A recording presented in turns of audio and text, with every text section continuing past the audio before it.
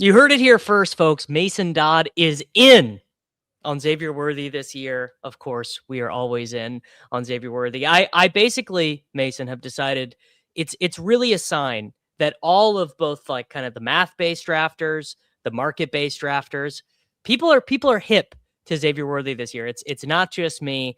Now it'll be very curious to see what happens when Stephon Diggs signs. I really, when Stephon Diggs signs with the Kansas City Chiefs, then we are going to be dealing with some trials and tribulations in the Xavier Worthy market, I feel.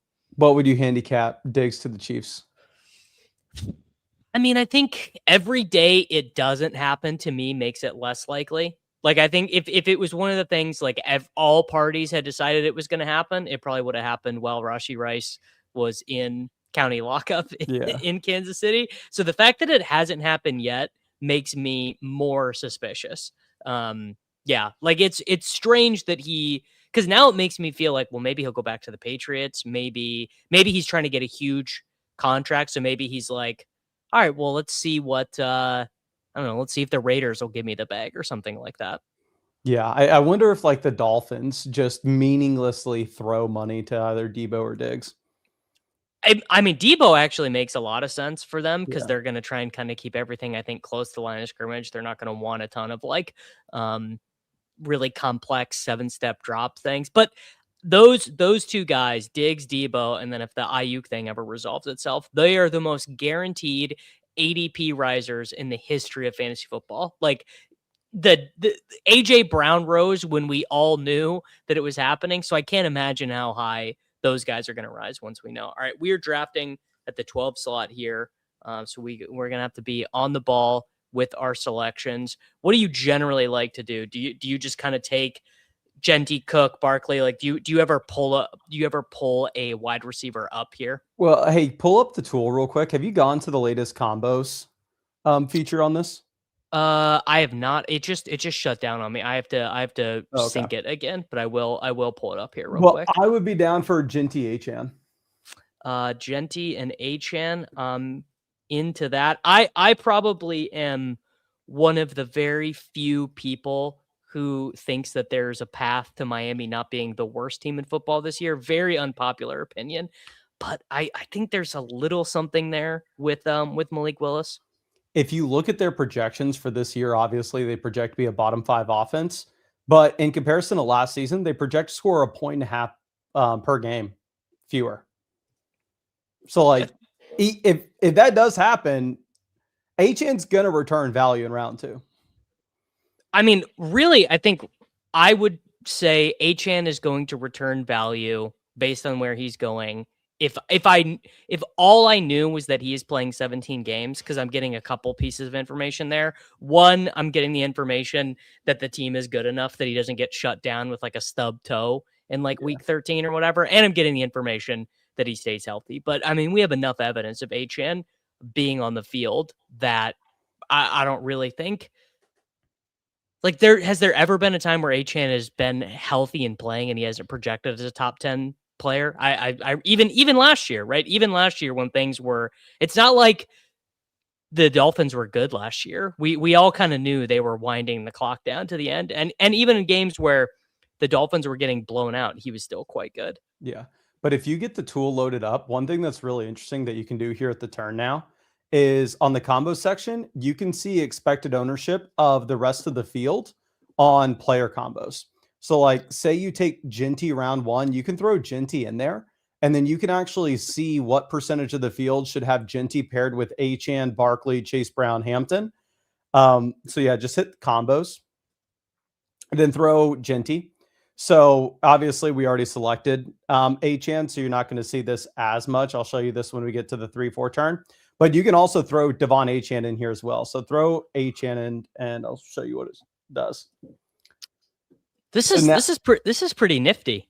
So now you can see that you have Genty and Achane on 0.7% of your drafts, and the field should expect to have that combo 1.3% of the time, which maybe isn't as valuable as when you're actually on the clock there at the turn. What I've been doing a lot of times is if I take like Lamb round 1, and then I go through and I look at the projected ownership for the early round 2 guys and see that Chase Brown's supposed to be paired with Lamb 4% of the time in comparison to say Kenneth Walker at 16% of the time, I'll go ahead and I'll take Lamb and Chase Brown together, just because I would view them as similar projections, but I think you're getting significantly more unique compared to the rest of the field. 100%. Now, what this is actually I'm realizing going to be really helpful is for slow drafts, which I know is not as much of a problem in your life as it is in mine. But I don't actually even want to show the amount of slow drafts I'm in. I fear that the community might start to judge me when they see how many slow drafts I'm in. But that'll be something that'll be really nice to check. Because honestly, what I do is I just get off the stream or whatever and get done working for the day, and I'll just hammer out like 100 picks in like 10 minutes. And this will be a nice little thing to just have to pull up and go through. Can I ask you about Flowers real quick? Because I've noticed Flowers moving up boards a ton. It honestly, there are a couple guys like this who are moving up. It has nothing to do with them. We have to take Josh Allen here, right? Completely with you. This is like the only time that I take him is when he gets to this turn. And then I don't really care amongst this group. I would prefer just one of the simple clicks at the top, either Wilson or Tate. I know you love Luther Burden, but no, you know what? Let's actually take Ladd because I am Quentin Johnson's on the thumbnail of this one, but I am so terrified of Ladd McConkey and Justin Herbert and all associated Los Angeles Chargers just absolutely owning me this year that I need to start building in the protection on that right now. It's not going to be good. Yeah, I actually just posted on the site like all the sportsbook projections in terms of the implied team totals in comparison to where the offense has actually scored last season. And the Chargers project to be one of the biggest improvements from a points per game perspective from last year to this year. Obviously, offensive line and coaching related. Mike McDaniel is a huge upgrade. The offensive line was good last year for like the 2.5 healthy games they had, and then they were playing, literally guys off the street. But I'm just very worried about getting Herbert mugged in the upcoming fantasy football season. So gonna try and avoid that as much as possible. Every time I'm on a live stream with you, I feel like you're wavering back and forth. Like it's like this week anti-Herbert. I don't want any of them. The next week, I am. I mean, on the record, I am anti-Herbert. But one of the worst scenarios I can imagine is everyone knowing that I'm anti-Herbert, knowing that I don't think he's that good, knowing that I'm short on the Chargers, and then just watching them rip off 30-point game after 30-point game. Like would be unbearable. Nothing will be more unbearable than the 2024 season with Barkley and Henry, but that could be pretty close. I mean, at least you would have Keaton Mitchell on the sidelines, participating as like a water boy of sorts, watching all the Chargers players score a bunch of points.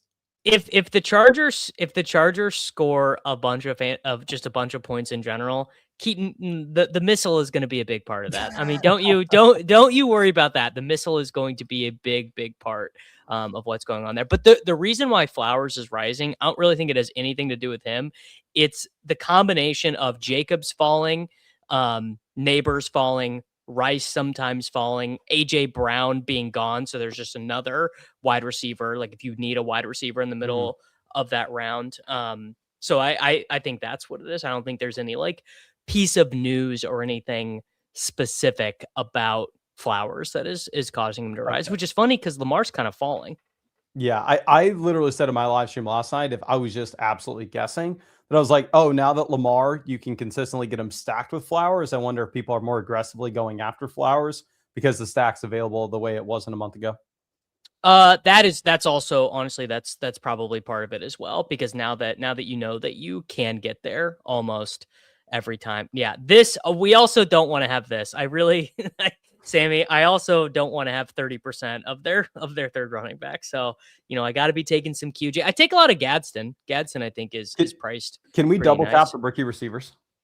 Yes. You want to do Tyson Tate? Yeah. Okay. I actually just did a fresh ranking update on the site. And one of the things I did was move Tate and Tyson like well ahead of both of their draft slots. I think that's a pretty good opportunity there. Like they're going after, honestly, just like pretty dusty vets, DJ Moore, Christian Watson, Rome Odunze. Yeah. And like just in general, like if you compare Tyson and Tate, prospects that are comparable to Rome, whereas you see Rome that's face planted for 2 years straight now. It's like if we can reset with a similar prospect profile of a guy that hasn't face planted, probably a good bet. And Rome with just like an insanely bearish quote on his foot injury. Really, really did not like hearing that. He's like, it'll never be the same. And I've had to change the way that I run and change the way that I play. But like, other than that, dude, it's totally fine.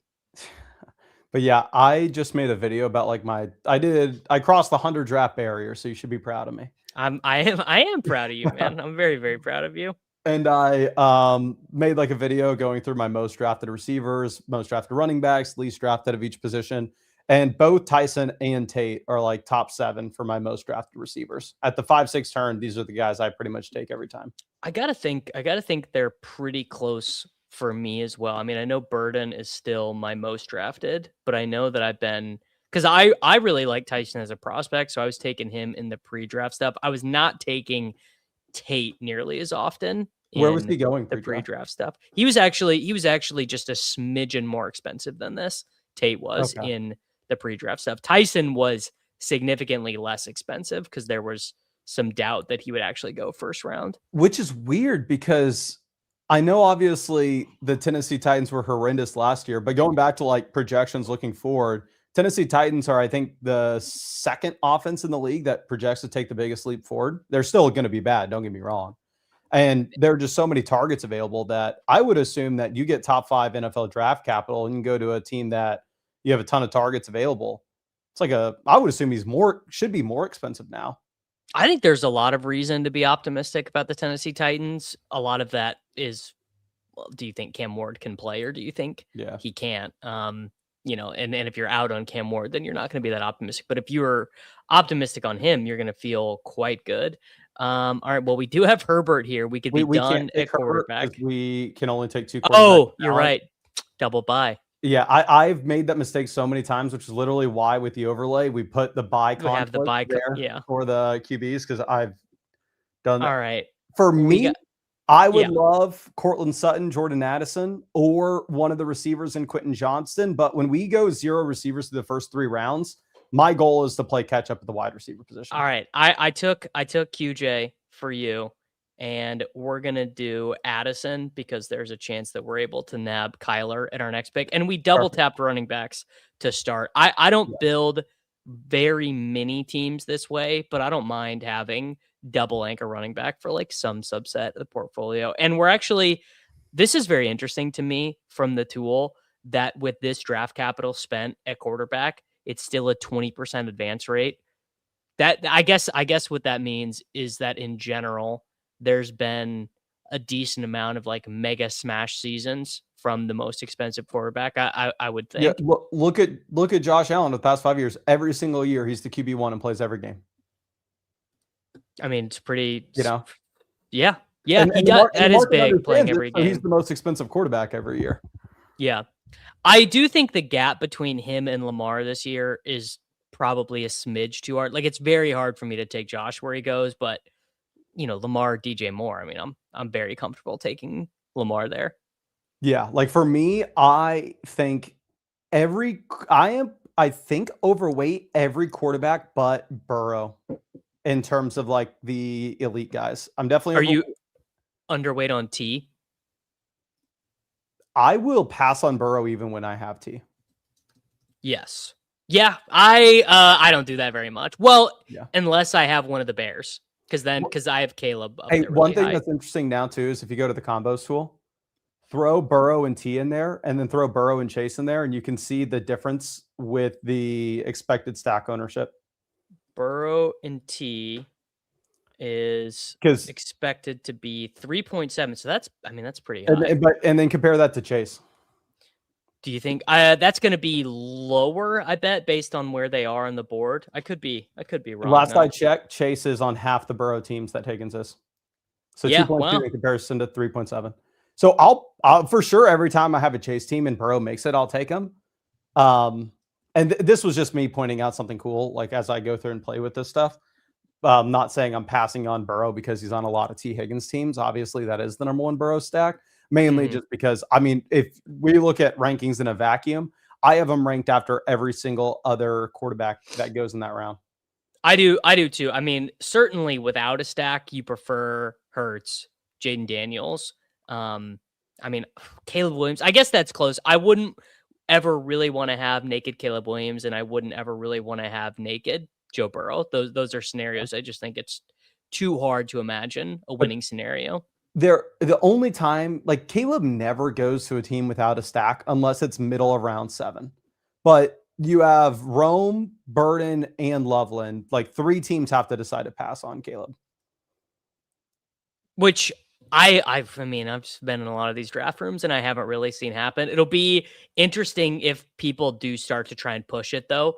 Like, oh, I am gonna try and get Caleb Williams in the 8th round or whatever. All right, I think we gotta take a running back here, and Kyler did come back to us. For me, it would be Golden Kyler, but if you want to take somebody else, I'm fine. All right, let's take Kyler, and then would we be done? Would we be done with 6 wide receivers? No, for sure not. You'd want to do another one? Oh yeah. Okay, then we're gonna take my guy Jonathan Brooks. Okay. Who that was actually one of the biggest moves I made in the rankings today. I said I'm not gonna fight it. This is the way the wind is blowing. We're starting to get the positive news. We're starting to get the positive reports on him. I would bet without anything happening, like no injury to Chuba Hubbard or anything, I think that we probably will end up seeing Chuba Hubbard and Jonathan Brooks ADP flip this offseason with nothing other than camp reporting, not like an injury or just buzz. If that happens, I will draft Jonathan Brooks in 0 drafts. He has 9 career touches. Because he tore his ACL in the game that he came back, right? Yes, obviously. I mean, I think it was 2 games later. I don't think it was the first game. I could be wrong. I think he played 1 game and then tore his ACL the following. Maybe it was the same one. I think that sounds right. I don't exactly remember. I mean, I was drafting Jonathan Brooks at like running back 55 in the pre-draft stuff. Mm-hmm. So I probably will not be super aggressive on him, particularly in Best Ball Mania, where, people have like, I don't know, 13th round Jonathan Brooks probably in this contest. So I'm not going to be like taking him. Like, I don't think I would want to take him over like Jaylen Warren, who's just like, I don't know, locked in 12.5 fantasy points per game. But he'll be a really interesting guy in like redraft stuff. I mean, I could see him in like an ESPN league. People just being like, yeah, dude, it's Jonathan Brooks. He was awesome. I'm taking him in the 6th round. I think you're way off here. I think the ESPN drafts, there's a 0.0% chance he goes over Chuba. The only world in which he goes over Chuba is underdog. Is this world. Yeah. Twitter,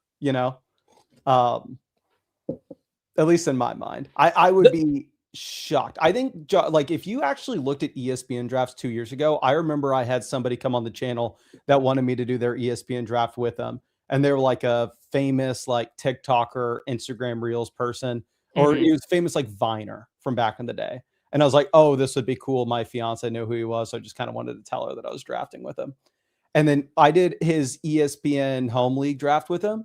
It was the year Rico Dowdle was the starter for the Dallas Cowboys. And ESPN drafts, Rico Dowdle was a last round pick.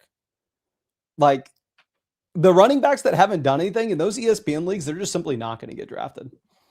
So there's a whole different world out there, and you never know until you engage. I mean, I'm going to be cranking out some of that stuff this year. And I think there's going to be a lot for me to learn about the ESPN leagues. I'll say for like now, ESPN ADP is much sharper than it was. Like 2-3 years ago, it was horrendous. Now, in my opinion, from at least making like videos and tracking all the ADP and stuff last year, the worst ADP in redraft leagues is actually now Sleeper. Which I've actually anecdotally just experienced that. Yeah. And I don't think it's anything to do with the people that draft on Sleeper. I think just as a platform, I don't know how they calculate their ADP. I just think they're horrible at it. They don't adjust. I was going to say they probably just don't update it. Do you want to take Dalton Kincaid or Kalel Shakir as our? I would way rather have Kincaid over Shakir. I'd rather take Andrews over Shakir as well. Okay, we are going to take Kincaid. Now, if we wanted a running back, it'd be like Woody Marks. We're not taking a running back here. No chance. Okay. Give me a wide receiver then. If we have to take a receiver, we go Shakir, but I'd rather have Mark Andrews. Yeah, I'm actually quite good with that. And then this, I'm assuming, yeah, definite 3 tight end team, 7 wide receiver has the best edge there. And then, I mean, we're just in a tough part of the game tree with the running backs, which is okay. Sometimes that I think happens. you're stressing about running backs way too much this year. It's basically all I think about, Mason. Just like every day, I wake up in a cold sweat and I go, should I be drafting running backs? Should I not be drafting running backs? Should I be doing on this team specifically? We go running back out the gate, and we also take another running back at pick 109. Like, we are significantly invested into the running back position. Like, run through our team real quick at wide receiver in comparison to running back. All right, so we have got Josh Allen, Kyler Murray, Ashton Genty, Devin Achane, Jonathan Brooks. We have Ladd, Jordan Tyson, Carnell Tate, QJ, Jordan Addison, Dalton Kincaid, and Mark Andrews. I feel worse about our wide receiver than our running back room. I feel worse about our wide receivers in terms of, can any of these guys be the guy you had to have? I feel totally fine about that group, just like basically giving me a bunch of 12, 13, 14 point weeks. And I think it is almost impossible with how sharp ADP is these days. Like, I was trying to think about this the other day. We run back the 2023 season. I feel like there's no chance Puka is an 18th round pick. I feel like with the news cycle and everything now, like he would have ended up going in all these drafts all the time. When did the news pick up for Puka? Because I remember I had the infamous Puka tweet that went mega viral, me saying that he has 0 upside, not interested in drafting him at all. Which nobody's ever had a worse take on the history of the planet, right? I don't, buddy. I could mine the depth for some of mine. But like, I don't remember people like pushing me and saying I needed to start drafting Puka until August. Like, when did the news start coming out about him? So the big one was that he and Tutu Atwell were both rested in the first preseason game, and whatever, I want to say it was Demarcus Robinson. It might have been someone else played. Now, what if I told you that year, 2023, my most drafted wide receiver in fantasy football was a Rams wide receiver who was not Cooper Kupp and was not Robert Woods? You would have assumed I made a bunch of money that year. You'd be wrong, because it was Tutu Atwell. I jammed the shit out of Tutu Atwell. And you know what's even better? In that first game, Tutu had 13 targets and 100 yards. I thought I was right, Mason. I was like, dude, come on. Like, I nailed it, dude. Atwell's the deep ball guy. I nailed it. I felt so smart. Turns out a dude who weighs 155 pounds, not built to be a wide receiver 1 in fantasy football. However, Xavier Worthy, different story. 175 pounds? That's fine. 175. Devonta Smith won a Heisman Trophy at 171 pounds. It's totally fine. There's what do we have on the board here? So this is still actually some wide receivers here who I don't mind. Boston, I like. Debo is gone. In terms of running back, it's actually quite flat. Hawkinson for a stack. These are some wide receivers I actually draft a good bit of, though. Can we go Jonah Coleman for one of the picks? Yes, I like Jonah Coleman. Good with that. And then anybody but Antonio Williams for me here. Anybody but Antonio Williams. And I would honestly consider, what's tight end? Tight end is in that really gross range. Okay. Strange, Juwan, Hawkinson. I mean, we could go Hawk for the stack if I was taking a receiver here, it'd be Stribling or Boston. Let's do a little DeJean Stribling. So it's like a running joke on ship chasing and ADP chasing that, like, we basically cannot avoid talking about DeJean Stribling. We've had, like, me and Corain and Jacob have had, like, probably, I would guess if our producer cut it all up and just made like a mega cut, we probably could have a 3-hour show about DeJean Stribling sitting in there. What exactly is there to talk about? What are the talking points? Well, he's terrible, but he was the 33rd overall pick, but he also was 33rd overall for a team that makes the worst picks of all time all the time. Like, Kyle Shanahan has some of literally the worst, like, probably the worst running back pick of all time is trading up for Joe Williams, and he never plays an NFL game. That's kind of an all timer. I mean, there was. Do you remember the Dante Pettis season? Yeah. Like, he led the entire NFL in yards after catch, which is a crazy stat. And then I remember he was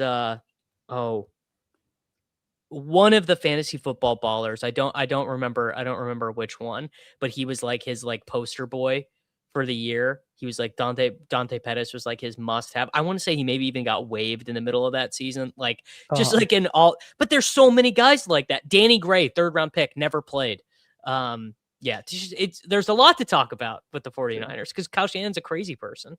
Hey, can I give you some unsolicited advice here for the stream? With the tool. Yes. One thing that I've noticed that I think users actually like a lot is the underdog UI is pretty bad when it comes to like showing the available players to draft. But if you tab over to the rankings and then just expand it out a bit, and then what I do is I try to put it in the space that's not going to cover a bunch. So what I would do if I were you, since you have that top section, I would slide it above where it's not covering the draft board, because obviously you want to show as much of the draft board as you can at all times. And then, slide that up, and you can even sort it by your rankings by clicking your head. And this will give like viewers an actual view of like the players that are available, so they can be a little more engaged. This is why they pay Mason the big bucks, man. Because I kind of just fiddle around with it, and I never really know where to put it. It's beautiful. Wow, Danny doesn't even have Aaron Rodgers ranked, bro. Hater. Yeah, Danny needs to go through, and we need to tell him to hit the sync with underdog. I think he's just manually putting these in monkey style. Well, or is he doing? Are these his redraft rankings? No, these are his underdog rankings. Yeah, he sends me a picture of his different underdog draft every single day. Going, bro, look at this one. All right, we are up, and now you like Gunnar Helm? Let's take him. I do like Gunnar Helm. And then I'm down with Singleton. I'm down with Katron Allen. I'm down with the receiver. Let's do Gunnar, and then let's do Katron. Katron, a guy I'm trying to work in a little bit more because I am drafting a lot of Ja'Cory Krosky Merritt, and that'll be a painful one to get wrong. If the 6th round rookie ends up taking his job. Can I what's it called? Ask you, I'm assuming we're on the same page. We're going wide receiver here at the end. Yes. Yeah. Okay, I mean, let me check the tool. Oh no, did I drag it? See, this is what happens. I drug it too high, so now I have to go move it again in a different tab because I have the possible. So because at the top of my screen, I have a bar that shows the sharing this tab to StreamYard. So you don't know because you're living the OBS life. Yeah. I actually just got a new computer, so I set everything up that's different for a stream. And I did my first like $500 live draft yesterday. And Sunday night streams are by far and away the biggest streams just because everybody's done with the weekend. They're at home getting ready for work the next day, but they need something. Yes. So I had like 1,400 concurrents through the first draft I did on stream yesterday, and my Wi-Fi, my new computer, cut it off and shut the stream down. But I was probably gonna have like 1,700 concurrents on a stream that's the beginning of June. Like, the people are hungry. I know. Underdog drafts feel like they are bigger than ever. Yeah. No, they are. Okay. So if we do, I mean, honestly, we're kind of breaking even between 7 and 8.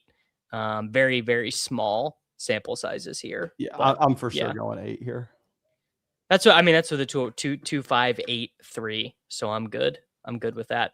It's just been the theme of the summer. My power went out for like 3 minutes earlier today. It just keeps happening. There's no stopping it.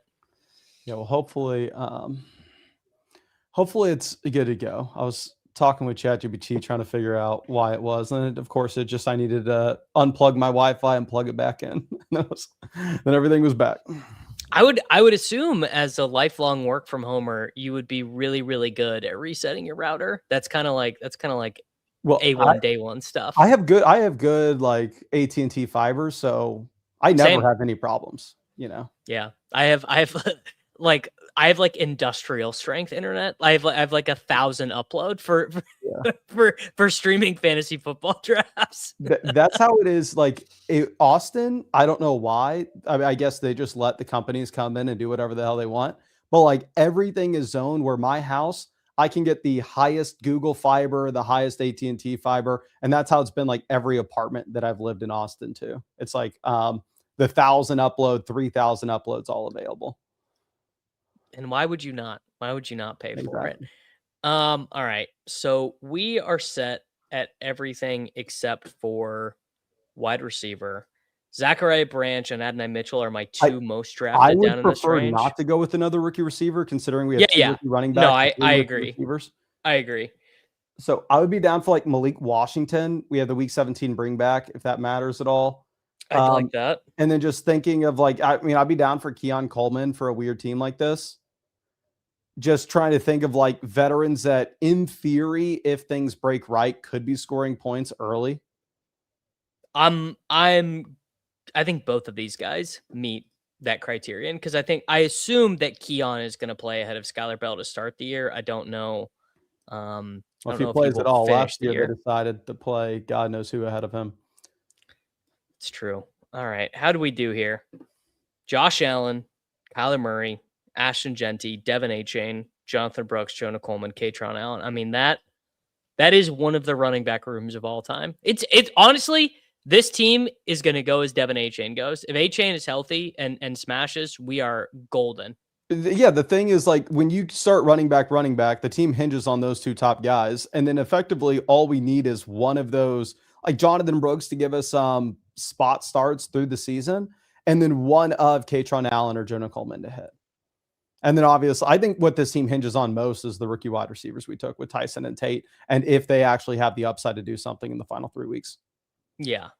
I mean, I'm assuming that Tyson and Tate are going to be good from the jump. Like I'm assuming they're both going to be starters from the jump. When will there be a deposit match offered by UD? I mean, first off, you're better off asking Mason. I will say generally, they generally do at least one during the fantasy football offseason, and it'll generally be for everyone. And it's normally pretty big. I think it's generally up to $500 of a deposit match, but I don't know. We'll see. I have no information whatsoever. I'll just see something on Twitter and then remember to tell my live stream, like, hey, make sure y'all take advantage of this. All right, B grade here, B plus advancement, B minus, B plus for uniqueness. That feels about right. What I've noticed is it's easier to get better grades especially from a uniqueness and like an ADP value perspective, when you're picking in the middle of the draft, because just the board varies, especially in the early rounds, more than it will at the turn. And like, whereas if you're at 1, 2, or if you're at 11, 12, a lot of those starts are very similar. So you're kind of forced to have a chalk start, or you're forced to reach and pull a player up. That way you can have a combo that the rest of the field doesn't. However, if you're like picks 5, 6, 7, 8, I mean, you could get a faller anywhere in those first 4 picks that gives you a pretty unique field in comparison to normal drafts. I mean, pretty unique start. That makes a ton of sense. Yeah, which is, I generally kind of like drafting on the turn because it sort of removes the shackles of ADP from you. You are a little bit more comfortable just trying stuff. Can you real quick show that team at 1? What the hell did they do to get that bad of a grade? Actually, that team at 1 was a team that was in my $500 draft. He's a legend. Yeah, Renegades is a legend. And he took 2 wide receivers in the first like 11 rounds. His 2 wide receivers were like Cortland Sutton, Ricky Pearsall. He had like 6 RBs, 2 quarterbacks, and Trey McBride before he took his 3rd wide receiver after Sutton and Pearsall. I was like, what is this? And also that team graded out horribly last night. But Renegades 88 will be with you in all of your high stakes drafts throughout he will. I believe he maxes the big dog. He's a legend of the high stakes best ball streets. I mean, ripping off the Alec Pierce, you know, the unstacked, uncorrelated Dak Prescott, unstacked, uncorrelated Bo Nix. Is there a Just method ripping it behind the in. madness here? Like, have you talked to this person? I do not know this person. No. Okay. Maybe they might be a viewer of best ball content. If so, I have no relationship other than I believe every big dog I did last year, he was also in. So I would think he probably is watching because he knows when to get in the drafts. Actually, you know what? PD and Mason, I should introduce you guys. PD is the man behind BBMDB. Oh, And that's awesome. well, I was thinking might be cool for BBMDB to be a part of the Flock Fantasy family or have it available on the site. No idea if you're interested, no idea if he is interested, but that's been one of the things kicking around in the back of my mind. Well, I was telling the devs that best ball page, once the season starts, is effectively going to go dead. You know, we got to figure out what we're going to do with it. Oh, but I might have finally been stumped. Jamon Moore, I believe, was a Central Michigan Chippewa. That could be wrong. They always try and stump me on where obscure NFL players went to college. No, he was Mizzou. All right, there you go. I've been stumped. That was a wild guess. Yeah. Pretty specific. Pretty specific. All right, Mason. Well, I'm gonna hop into another one. You gotta head out. Actually, I'm not even gonna tell people what you're heading out for, but you guys will see what Mason is heading out for on YouTube very soon, and you guys will really like it. Streaming tonight, or are you flying to New York to pay $7,000 for a Knicks Spurs ticket with settlement? That's something I didn't like. Looking at the tickets in San Antonio are like $600-$700. Tickets in New York are like $7,000. Obviously I've never lived in New York or I don't know what New York money is really like, but dear God, have you been to New York? I went to New York for the first time 2 years ago when my fiance was filming Happy Gilmore 2. And then I went back again last year for like the BDGE flag football game trivia tournament thing. But so I've only been twice visiting, and it wasn't for me. I can see people like it, but it wasn't for me. It was also not for me. I went with Peter. Actually, we went because we became buddies with Patrick Laird, who played for the Dolphins. Yeah, I remember listening to the Tate cast like years ago, and y'all had him on. And they were playing the Giants week 17, and we met up with Carnell and stuff there, and the experience of like, first off, the city is just I'm from a small town in Kansas. Like, it was way too much for me. I stayed in like a little like pod hotel. I took the subway, but actually I was working for I was doing live TV then, and the company that I was working remote for was in New York. So I like went up into the studio and like actually did the show live and stuff. Cool. How was that? Which I mean, that part was really cool. That part, like being on like a live set and all that stuff was really cool. But like walking around New York City because Peter left, like Peter went home and I was still there for another night. So I was like, I'm literally alone in the city right now. And I was like, definitely not. I was like legitimately scared. I was like, this is crazy, dude. Like I could get lost down here. Well, that's what one thing that I noticed is the first 5 seconds we were there, like we were walking to my fiance, like my brother-in-law's apartment that we were going to stay in. See a family of rats scurry by, I'm like, okay. Oh no. This is a bad like starting point. And then we walk down the street and I like look at my fiance. I'm like, you can't walk on this street by yourself. Like when I leave here, you gotta find somewhere else to stay, you gotta find somebody. Yes. No, yeah. And I'm sure that for people who live in New York or who live in big cities, like that's just life. And you take the subway and you just like whatever, like that's just existence. Yeah. You just do it. But like I'm from a town of like 40,000 people, man. Like public transport, no, don't have it. Like no restaurants are open after 9 p.m. It was a lot to take in. Well, I'm from the San Antonio suburbs. Our celebration winning a basketball game is getting in our cars and honking. We know the car life. Actually, I've got another good one about a basketball game. So the year that the Warriors were going to go 72-9 or 73-9 and break the record, they were playing in Oklahoma City. That's about 4 hours from where I went to college. I was like, guys, we got to go. Everyone's like, I'm broke. Can't do it. Not doing it. I'm like, I'm not, this isn't, I'm doing it. So I drove down by myself. I was like, I'm doing it. I'm going. Greatest regular season game of all time. Durant gets ejected. Steph Curry makes like a 40-foot buzzer beater. It goes to overtime. Incredible. My phone dies, and I don't know where I parked. I'm in downtown Oklahoma City. It probably took me only about 90 minutes to get back to my car, but it was like I was sweating, Mason. I was like, I do not have a plan if this goes south right now. I got no plan. That's hilarious. But well, thanks for having me on. Have fun in your next draft, my guy. Yep. All right, take it easy. That's it. All right, boys. Let's hop in and do. Oh, you know what? We're just gonna hop into another one, and then when Neil pops on, he can get about 60% equity of the team. If you think that Diggs, Reek, Debo, Aiyuk played all this year, are they not way more likely to make a weekly lineup than any other late pick barring injury? Every last 3 picks is a 0 any way. Well, Diggs, I think, is 100% playing this year.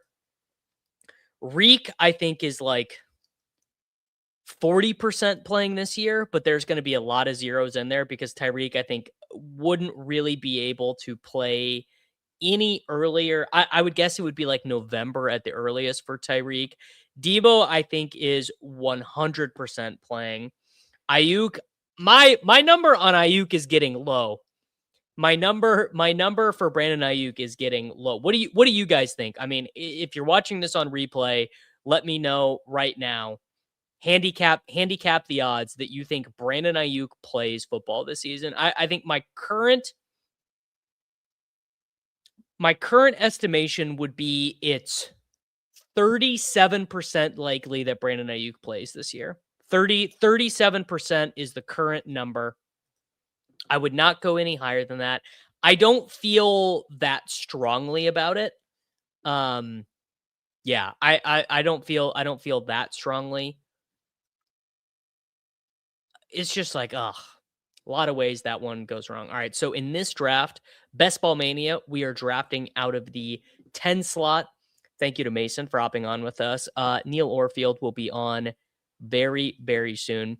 Plus 650, Dino says he plays this year. Joseph says 43% for Aiyuk. Quincy says Keenan Allen is more likely to play than Aiyuk. Mikhail says he's out. Don't think Aiyuk is going to play. You know what? Quincy, we might do some world pops at the end. It will depend on the vibes. Not going to say yes. Not going to say no. I think the odds of Aiyuk not playing or being effectively a 0, even if he signs, is somewhere greater than 80%. It's very, very hard to take Brandon Aiyuk. I agree. Minus 110. Okay. Mark, if you think it's minus 110 that he plays, you need to be drafting Brandon Aiyuk in every draft. Because I would say he's basically the single best pick in fantasy football. If you are that confident in it. 30% he plays, 100% he plays poorly. So that I would disagree with. Not So Narrowcast says it depends on how professional the commies organization is. I mean, I don't think of them as being that professional. All right, we're gonna start with one Mr. CeeDee Lamb at pick 10 in our second BBM. No one likes Aiyuk enough to give up a 7th round pick. Well, I think they will. I bet if Aiyuk says I will play, I think they will. I think the trade will get done. That's my guess. All right. Wow. Barkley Bowers at the turn. All right. Well, Lamb and Walker. Don't mind if I do. Let's check that in the combo tool. Lamb and Walker. How does the grading system work with the Sims? I say grading the teams. I'm so curious how they generate those grades and what's being factored in. Well, these are not Sims. This is a slightly different product, but the way that the grades are calculated, let me turn the little duck logos on.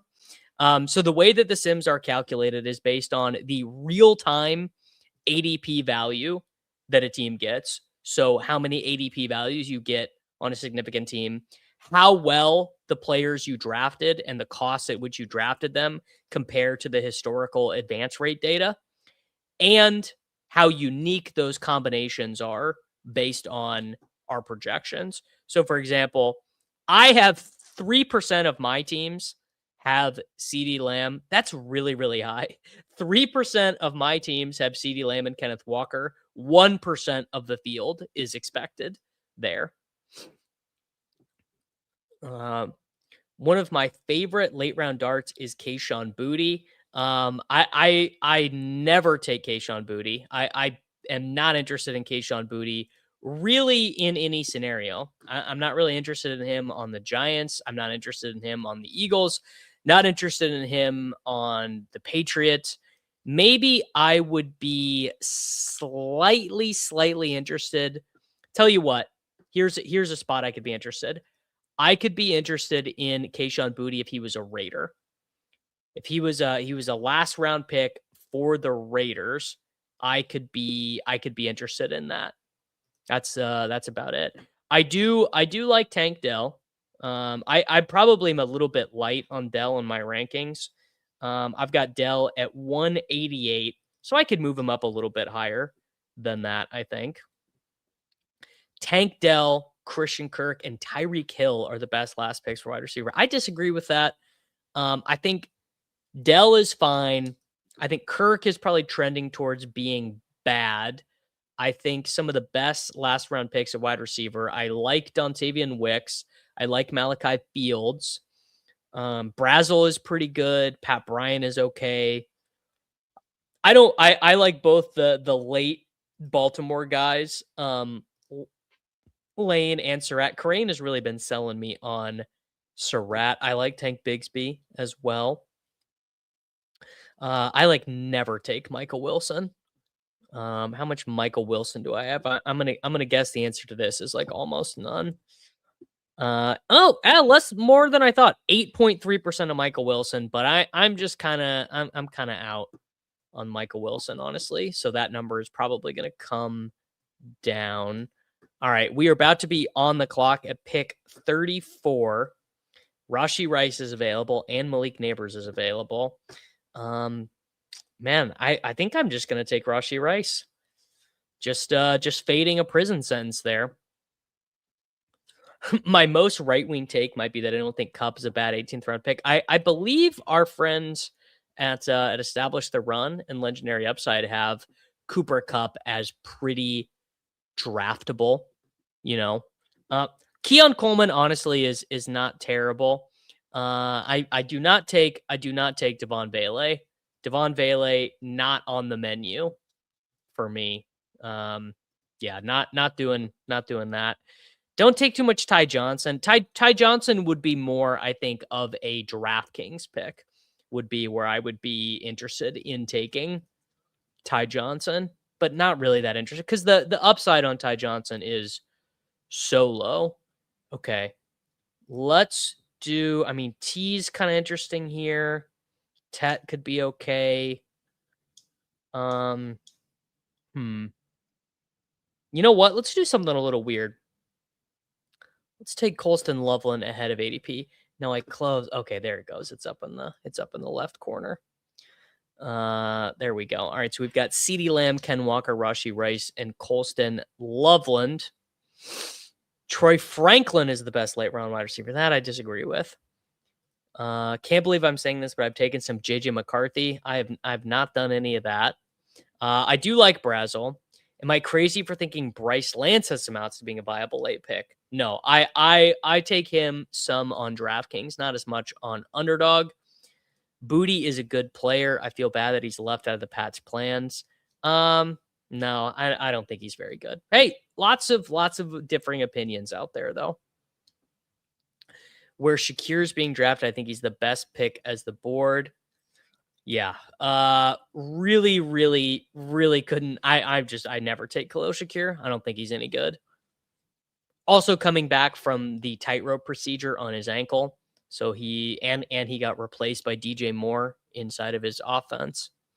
Thoughts on Skylar Bell? Good player. I quite liked him at UConn. He's old though. He's going to be playing 20. He's going to be 24 as a rookie. I really like selecting Adonai Mitchell. I mean, I'm not gonna talk you into Keon Coleman, but I think he probably is the out. I think he's probably the day one boundary receiver for the Bills. I feel like the best route in the late rounds is mixing up rookie wide receivers. I would say this is basically my strategy right now. I basically just between Brazel and Dontavian Wicks and Elijah Surratt and Jacoby Lane and all these guys. I kind of just mix and match between them. Baltimore wide receiver room is wide open after Flowers. Yeah, Bateman, I think you can take. My guy Kupp last week was in on Bateman. The Pats will use A.J. Brown like he should have been used, and then after that, Booty will be an afterthought. I mean, I don't even think he's going to play for the Patriots. He's not even at training camp. So the tool, Stu, is currently, I would say it's about halfway to working on DraftKings. I would need to talk to the developer, Joe. So basically, he was able to get the core of the tool synced up with how the DraftKings stuff works. But then they had Flock is a big website, and they don't have that many. They have a lot more customers than they do devs. So they were working on one of the redraft tools last week, but the DK tool will be coming along over the course of the offseason, but it should get figured out. I do take a little Chris Bell. I'm not like over the moon about it. Honestly, Dulcich is the one that I like to take there. Oh, this is look at this, dude. A little bit of Byshell Tootin, Ken Walker, Byshell Tootin, Lamb, Rice, and Loveland. I am cooking with absolute gasoline here. No Odell Beckham for me. I don't take any Nick Westbrook Achane. No. All right. Well, I actually would have taken Bucky. Tyson's good. BTJ's good. Could just go ahead and take Caleb. What are the odds that I get Dak or Mahomes? Pretty good. All right, let's do BTJ on this one. Could have taken Caleb Williams there, but it's fine. Would you ever consider drafting Kevin Coleman in the last round on a Malik Willis team? Yeah, I think I would. Again, that's probably more of a DraftKings thing than an underdog thing, but I would consider it. Njoku will be a top 10 tight end multiple weeks. I also really disagree with that. That I don't think is going to happen. Feels very unlikely. I mean, David Njoku couldn't be a top 10 tight end last year, so I don't know how he would figure it out this year, but always possible. This represents how I feel about the Miami last round clicks.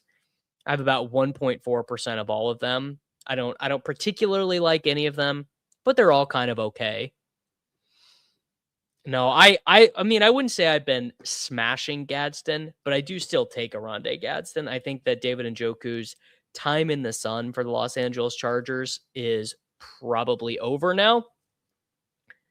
I mean, David Njoku, like we saw the guy last year. He just doesn't really have much juice left. David Njoku. Let me pull up his player card. This is one of the coolest things actually about the tools. You can pull these up on the site. So David Njoku scored 7.19 fantasy points per game last year. He had 3 games as a tight end 1, no games as a top 5 tight end. In 2024, he had 6 games as a tight end 1. So actually pretty decent then. I just think the issue is his knees have probably left him is going to be the issue there. Washington will overtake BTJ. I mean, he definitely will in ADP. I really like Greg Dulcich. I've got Greg Dulcich banged up in my rankings. Yeah, I agree. Njoku to me is probably cooked. I think we've seen the end of David Njoku as a starting tight end. If David Njoku was probably I guess my read is that if David Njoku was still good, he probably would have followed Stefanski, right? I mean, isn't that really the simplest explanation?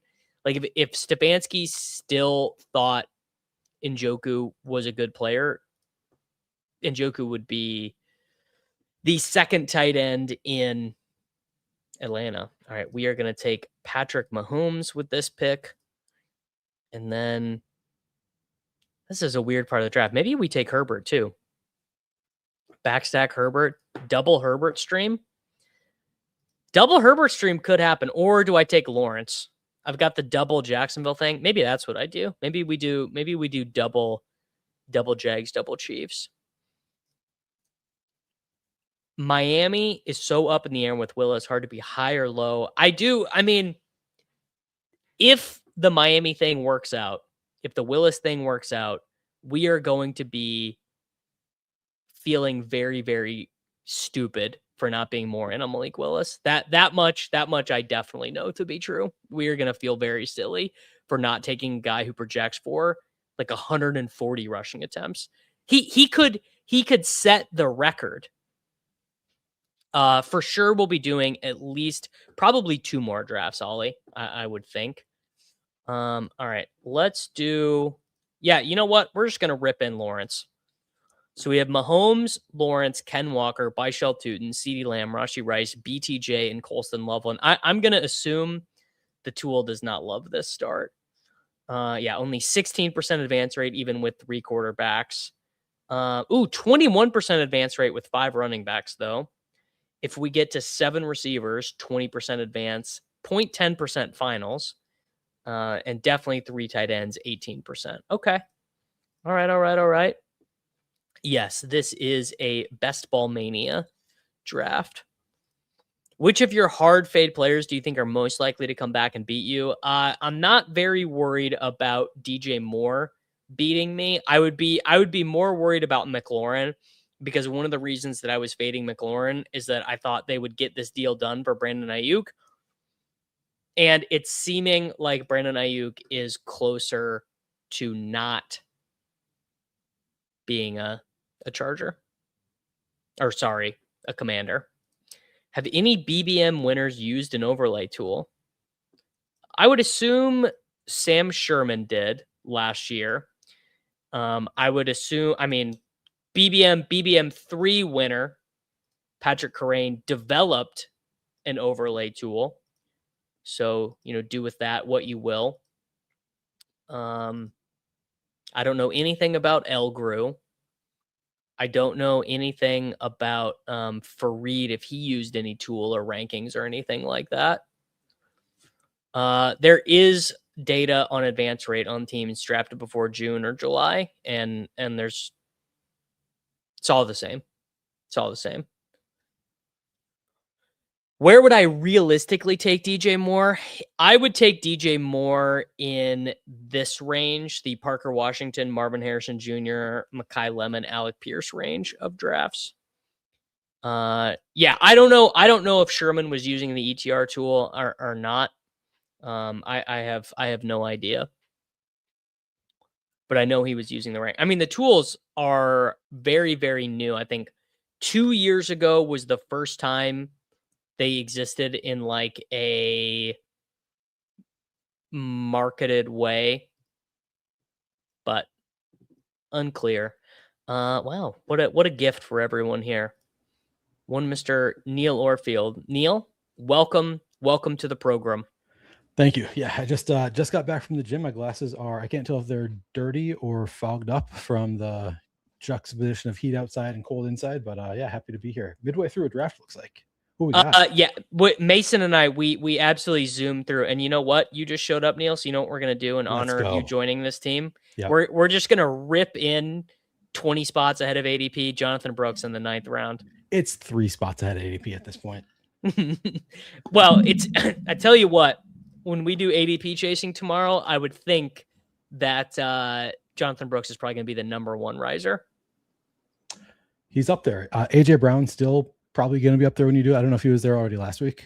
He was not quite yet because it had just happened on Monday. All right, so Neil, you're not going to believe this, but the team that you did just walk into is a Chiefs double stack and a Jaguars double stack. Mahomes, Lawrence, Walker, Tootin, Brooks, Lamb, Rice, BTJ, and Colston Loveland. That's honestly pretty sick. I like that team. It's honestly a pretty good team. So you can walk in, and you know what? We're going to give you your full 50% equity because I started this draft early because Mason left early. Which one of these wide receivers do you want, Pittman or Golden? Pittman for me.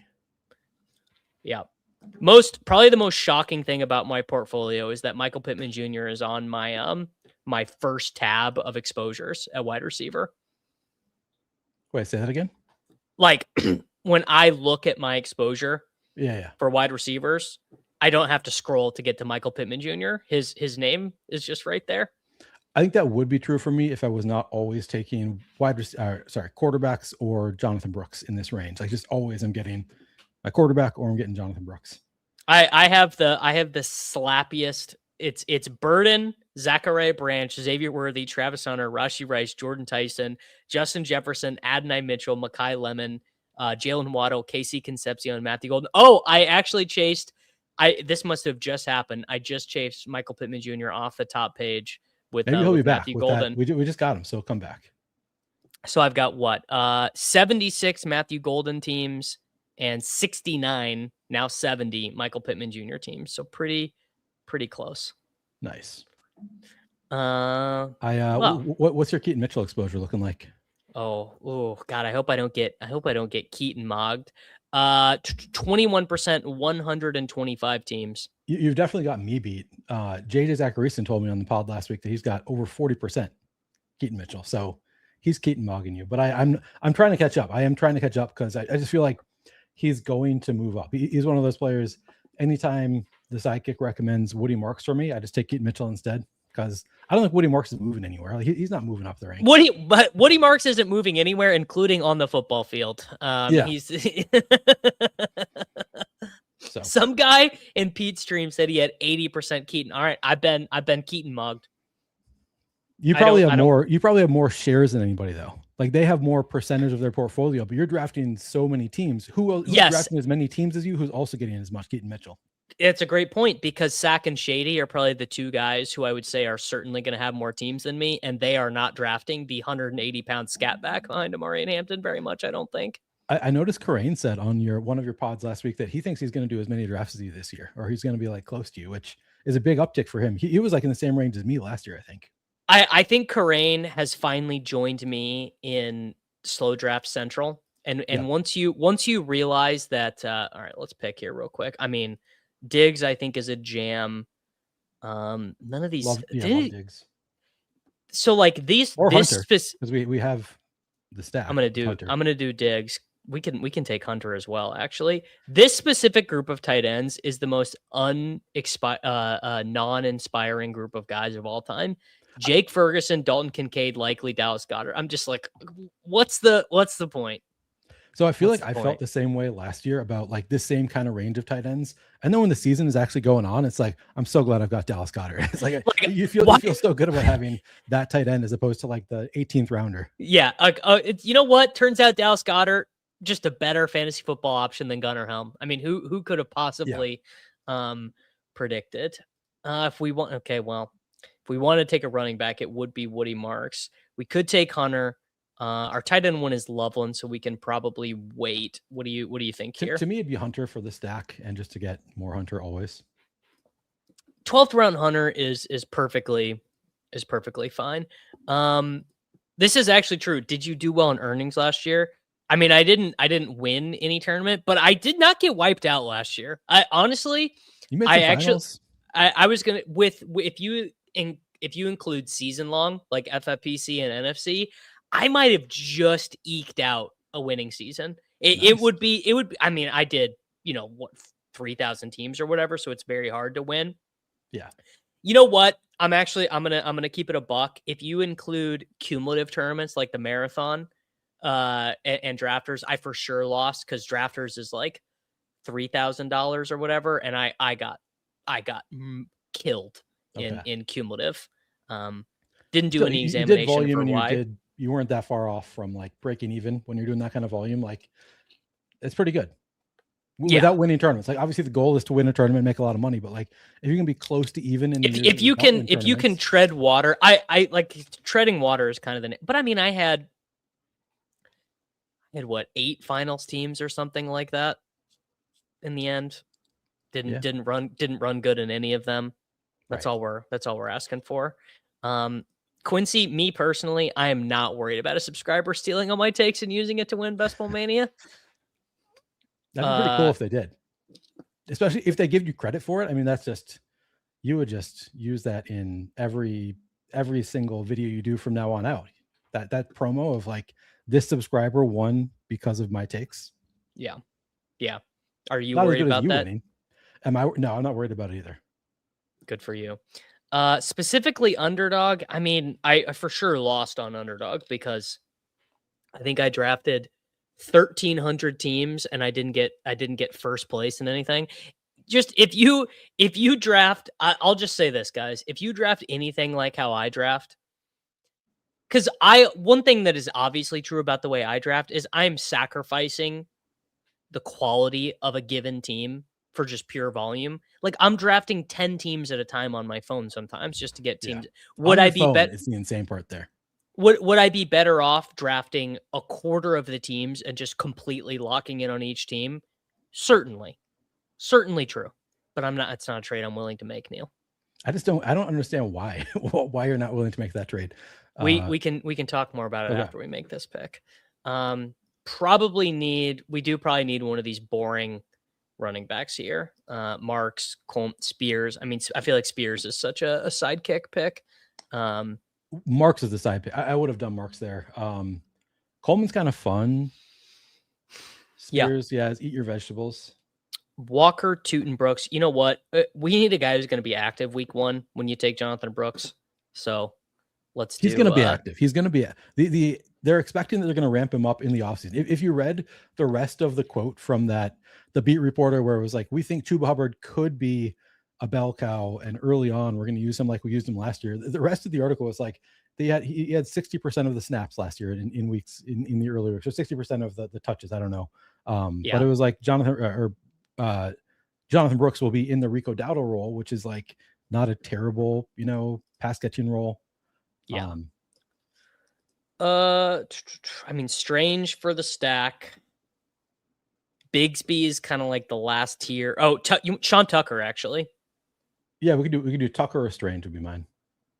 We can, you know what? We can wait. We can wait on Tucker, I think, depending on how this room is. So the reason, Neil, why I won't make the trade-off is it's 2-part.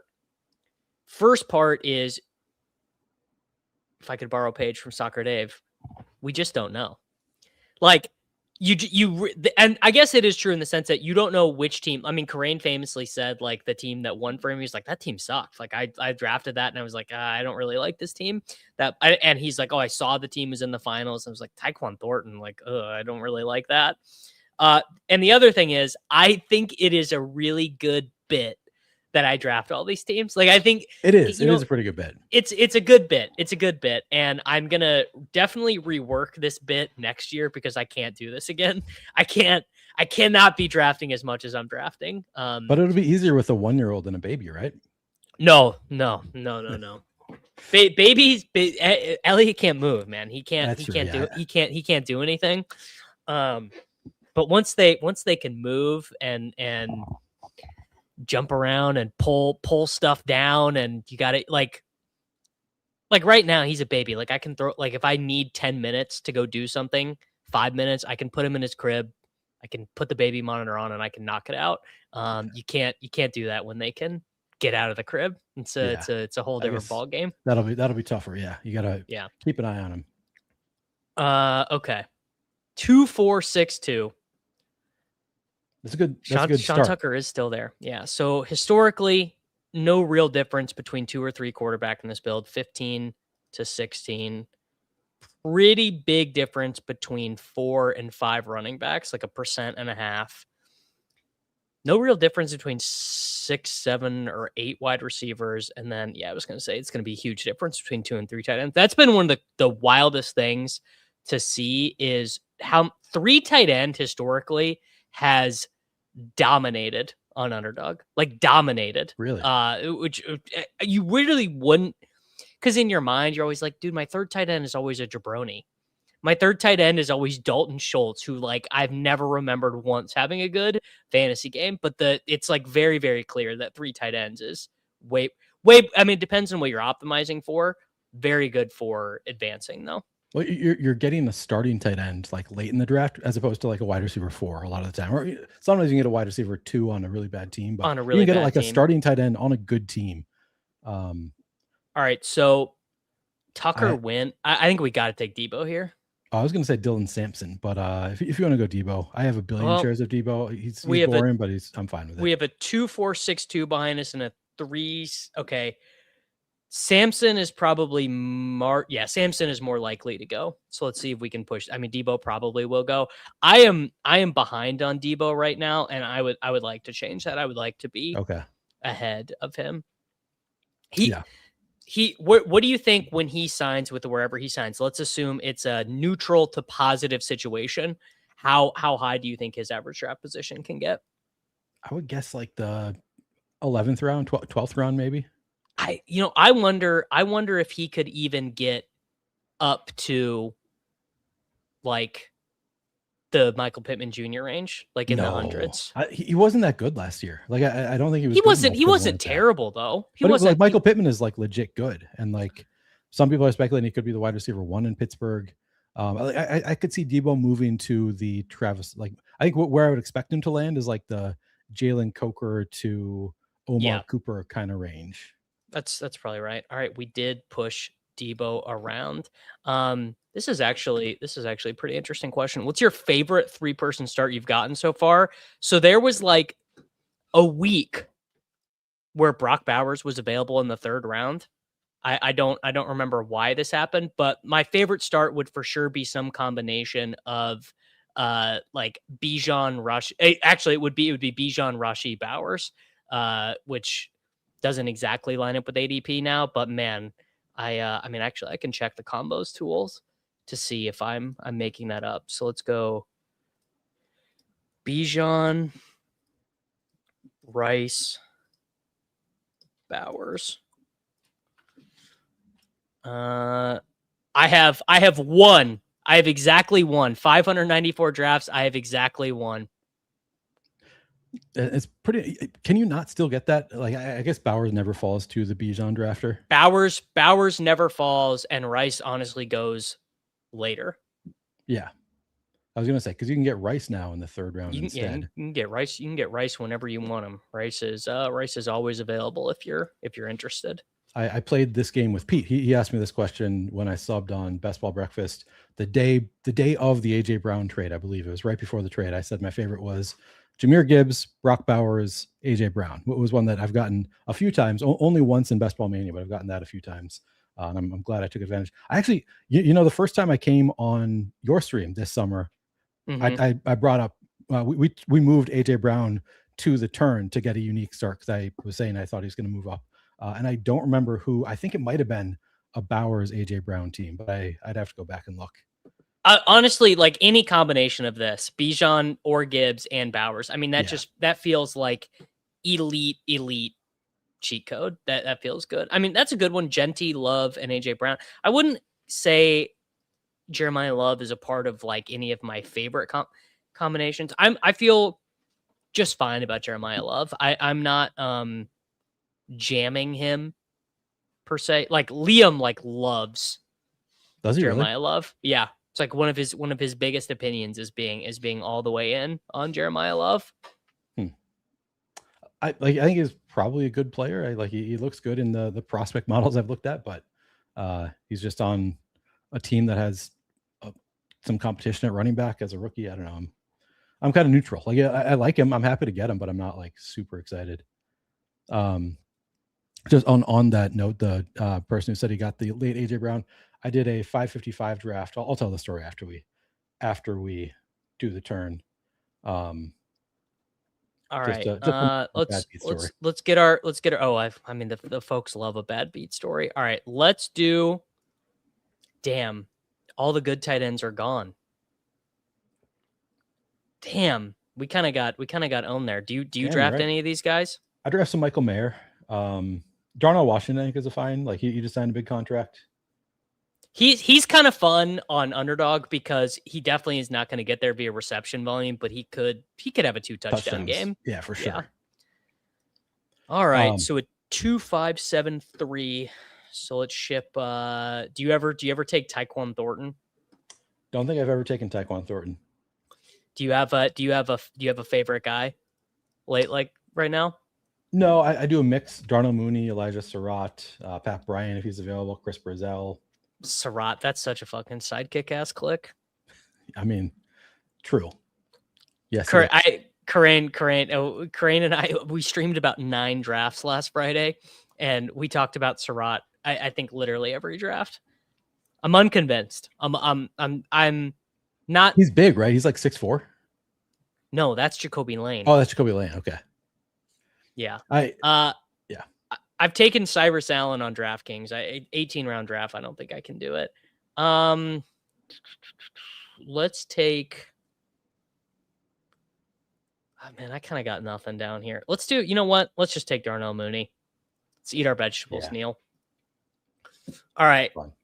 Mahomes, Lawrence, Walker, Tootin, Jonathan Brooks, Tajay Spears, Dylan Sampson, CeeDee Lamb, Rashee Rice, BTJ, Michael Pittman Jr., Stephon Diggs, Travis Hunter, Deebo Samuel, Darnell Mooney, Colston, Loveland, Britton Strange, Darnell Washington. That's honestly a shipper. That's one of my favorite ones that we've drafted thus far. Yeah. Yeah, I like that.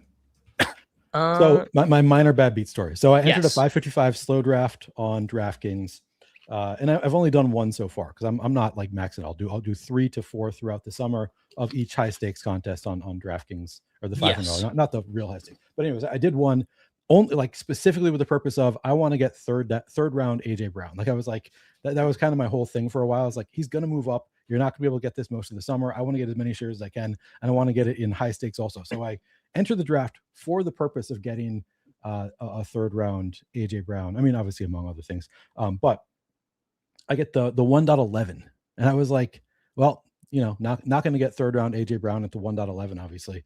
So I get I don't know, Ashton Genty and Saquon Barkley, or James Cook and Saquon Barkley. I forget exactly which duo, but 2 elite running backs. Comes all the way back to the 3.10. AJ Brown is there. And of course, I'm sitting there on the slow draft, and I was like, there's just no way. And of course, he went the one pick before me. So I almost got my dream start in the 555 slow draft that I've done so far. But that's tough, Neil. Does that even count as a bad beat story? Probably doesn't even count as a bad beat story, but it felt real bad to me. No, that does not count as a real bad beat story. Bad beat story would be like if you specifically remembered that, and then the reason you didn't advance in week 16 was that AJ Brown had a 32-point game. Yep. That will qualify. I mean, I'm assuming that you are similar to me in these later rounds where you're doing a little bit less of the I really hope this running back plays stuff and just like, Darnell Mooney, Chris Brazzell, whatever. Yeah, that's kind of philosophically how I'm thinking about it. It's going to be, one of the top receivers on the team, probably. Like, who knows how much time Malik Nabers is going to miss while Malik Nabers is out. Could Darnell Mooney be the wide receiver 1 on the team? So I think he's just going to get there with volume. And he wasn't great last year, but like he's had healthy seasons where he's been pretty good. So I like Mooney there. Yeah. Okay. Let's go hop another. You're not streaming till 4 Central, right, Neil? 3:30, but 3:30. Yeah. All right. Do you want to stay around for this one? Yeah. Or do you need to get back to the gym? No, I'm days. done with the gym. Just gotta clean my glasses at some point. Yeah, I can do 1-2 more if we're doing on Underdog. These take what, 25-30 minutes? It's actually crazy. They have really increased in velocity. Like I'm kind of used to the cadence of every draft taking 45 minutes. They do not take 45 minutes anymore. Well, it's 20. The difference between Underdog and DraftKings at this point is drastic because it's 20-second clocks and also 18 rounds versus 20. Yeah, so I think this is a huge difference. Much easier to stream Underdog these days. Yeah. Yeah, we were not going through drafts this efficiently last week during DK Best Ball Week. Had a blast, won a bunch of got a bunch of tickets. It was a great time. But man, frankly, nothing will be worse than last offseason when I committed myself to streaming all 150 big boards. There were 30-second clocks. I had multiple get thrown out before the Super Bowl because people were logging on and just drafting like Super Bowl BR teams. Oh yeah. Like they were drafting Carson Wentz and shit. And like we were doing 90-minute best ball drafts in January. It was a tough scene for your boy. It was a bad year to commit to that, but I do really like the 20-second clocks. All right, we're drafting at 7. We've got right next to my friend ATX Bearcat, and 7, kind of an interesting draft slot because I don't love Christian McCaffrey. I don't love Jonathan Taylor. They're fine. I'm sort of surprised you were so in on Christian McCaffrey last year. I'm surprised you're not in this year. Dude, St. Brown goes. You know what? Let's just take Christian McCaffrey. I was so in on Christian McCaffrey last year. However, it's pretty hard to sustain 3.2 yards per carry as a running back getting 3. Like Shanahan can kind of just about do it, but there's a chance it gets even worse. Like there is a chance that like it actually becomes untenable to give him 15 rushes in a game. Like that they have to start doing something else because he is only able to be a third down back. Is it Caleb Black? Is that the backup? Kalen Black, but yes. Kalen Black, yeah. Suddenly looking pretty good when McCaffrey's going 3.2 yards per carry. I draft some of him and I draft some of Jordan James because I think if you're not going to even be at market with McCaffrey, I don't completely disagree. I disagree with the Carrane approach. Like we basically have been talking about nothing but this on ADP and ship chasing about how bad it is to get zeros and why those guys are such likely zeros. And like, I don't want to take the uncertain running back twos, but the potential payoff for either Kalen Black or Jordan James is so massive that I am still taking those shots. Yeah. All right. Achane as a faller here. Bowers, Henry, whatever you want. I think when we get Achane to fall, that's a good place to take him because I'm not going to have a ton of Achane, but I'm going to guess that this combination of players is super, super low. Yeah, 0.4% of all drafts. I have it on only one of 594 of my completed drafts up until this point. So that is an ultra rare combination. That'll do. Yeah. I'm very much enjoying that. I'm very much, it's like, oh, look at my shiny combination no one else has. Although when you start doing too much interrogation of it, you realize how rare any combination is. You know, well, that is true. There will be no duped. There will be no duped. Yeah. You need like the raw number of how many times this, combo been drafted starts. The raw number might be more helpful. Yeah. The raw number, which I guess you could extrapolate out if you wanted to. You could just multiply it by however many. And this will be a cool start because if we take a running back at pick 50, if we go 2 more wide receivers and a running back at pick 55, we can like totally punt running back for the rest of the way. Yeah. Where are you at on Bowers? Are you taking Bowers 8%? Like, are you tons an of 8% Bowers? bro? No, yeah, way over Bowers. Yeah, that was kind of my my AJ Brown line was like, I'm never taking AJ Brown ahead of Bowers. Like there are other players like I'll take him ahead of McBride and Pickens and Collins, but I'm never taking him ahead of Brock Bowers. So yeah, I've got a ton. Yeah. We did get an update on one Mr. Cameron Skattebo participating in minicamp drills. Didn't have that on my bingo card. That I think is pretty big news, actually. I would say I did not anticipate that. I didn't think we would see him. I didn't think we would see Judkins until the summer. Skattebo.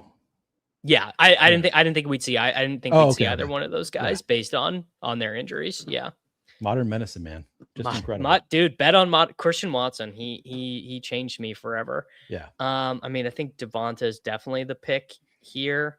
Yeah. If we get him, if he okay, this is more of a tricky spot. What do you think? Should we just get your boy? No, dude, I can't. I have like 1,000,000% of this guy. Let's take Nabers. And then we'll get Rashee Rice in the 4th round instead. Honest to God, this is my true. This is not exactly a truth serum. Maybe this is more of Pete's heart of heart thing. I am worried about Rice more than I ever was at any point last season. Because cold sweat takes, right? That's what this is. This is a cold sweat take. My cold sweat take is like almost like threefold. So it's one, this knee injury might just be like a significant limitation to him and it might be bothering him all year. 2, the team might just be so sick of his shit that even if it takes like a small step back for them in terms of overall offensive efficiency, they might be like, dude, we cannot design an offense based around this guy who is so unreliable and like who just pisses us off at every turn. And then the third would be, in a way, not cold sweat. This would be like a hot flash take, would be, well, maybe they were telling the truth about Xavier Worthy really not being able to do anything because he had a torn labrum last year. And maybe they really do want to feed more through Xavier Worthy, and that the Rashee Rice stuff really was a symptom of like, so Kelsey's 1,000,000 years old. We hate all of our running backs.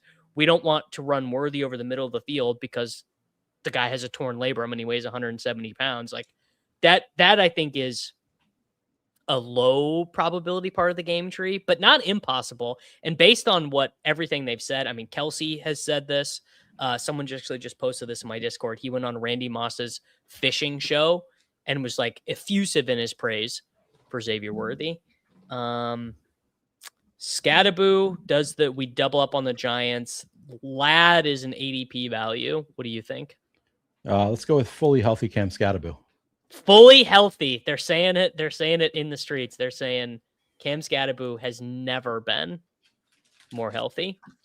But yeah, I think there's a chance. Yeah. Fishing with Randy. Yeah. Like, so Randy Moss, like basically like has this podcast where he just invites people to come, fishing with him. That's awesome. I can't believe I've never watched this podcast.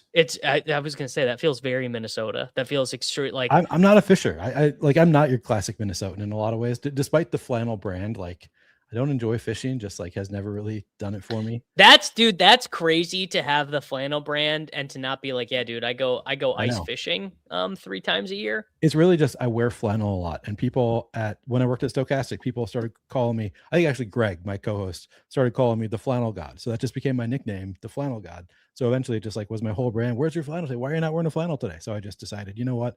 I'm going to lean into it. So I called my stream the Flannelverse. But I'm kind of a poser. Like, I'm not a huge outdoorsman. I just live where it's cold. So flannels kind of make sense. Well, I mean, that's how, like, theoretically, that's how it should work, right? Flannels are popular in Minnesota, not for the aesthetic and not because that's what people do, but because it's pretty cold outside. And so a flannel just like makes sense for the environment. Of course, that's not how the world works these days, but yeah. Well, today we might have to get you, Neil. We might have to get you ice fishing, Neil. I've been ice fishing once and it was okay. Wasn't so bad because you're like in an igloo, or not an igloo, but we were in an enclosure. You're in you're basically in like you're basically in a wooden shed. Yeah. Okay, so the Skattebo thing, not great because these wide receivers suck. What do you want to do here? I'd probably go Christian Watson. I like Christian Watson. I'm buying into the half of a season they had last year. I thought was pretty legit, and like I think he's an actually really talented receiver, and now could have more opportunities. So yeah, I'm pretty in on Watson. He should, yeah, he should have more opportunities this year. I mean, all of them should, right? The Golden should, Reed should. I mean, this should be the first time that Jaden Reed has ever played a full allotment of snaps in a year. Yeah, like Watson, he had like 2.5, 2.6 yards per hour run last year, right? Whereas like Golden just didn't really show us much. So I think if Golden is not like awesome, like he didn't really show us much, Watson could just separate as the like clear best receiver on the team. Reed, like, I think Reed is pretty good also, but 2.64 and 2.54 yards per route run, most recent 2 seasons. Pretty good. Pretty good. Now obviously yards per route run in that offense, very easy to scheme up. Yeah. Yeah. I'll take schemed yards. Yes. Hey, the fantasy points count the same, even if you grift the stats. All right. We got given a huge gift here in Jordan Tyson. Yeah. Happy to get some Jordan Tyson. I started watching some highlights of the college players. And I'm like, oh yeah, bums, these guys are good. Suddenly I'm excited bums. to draft Jordan Tyson and Carnell Tate. And yeah, I actually have not watched Mekhi Lemon yet, and I should, because he's the one that I have drafted probably the most of.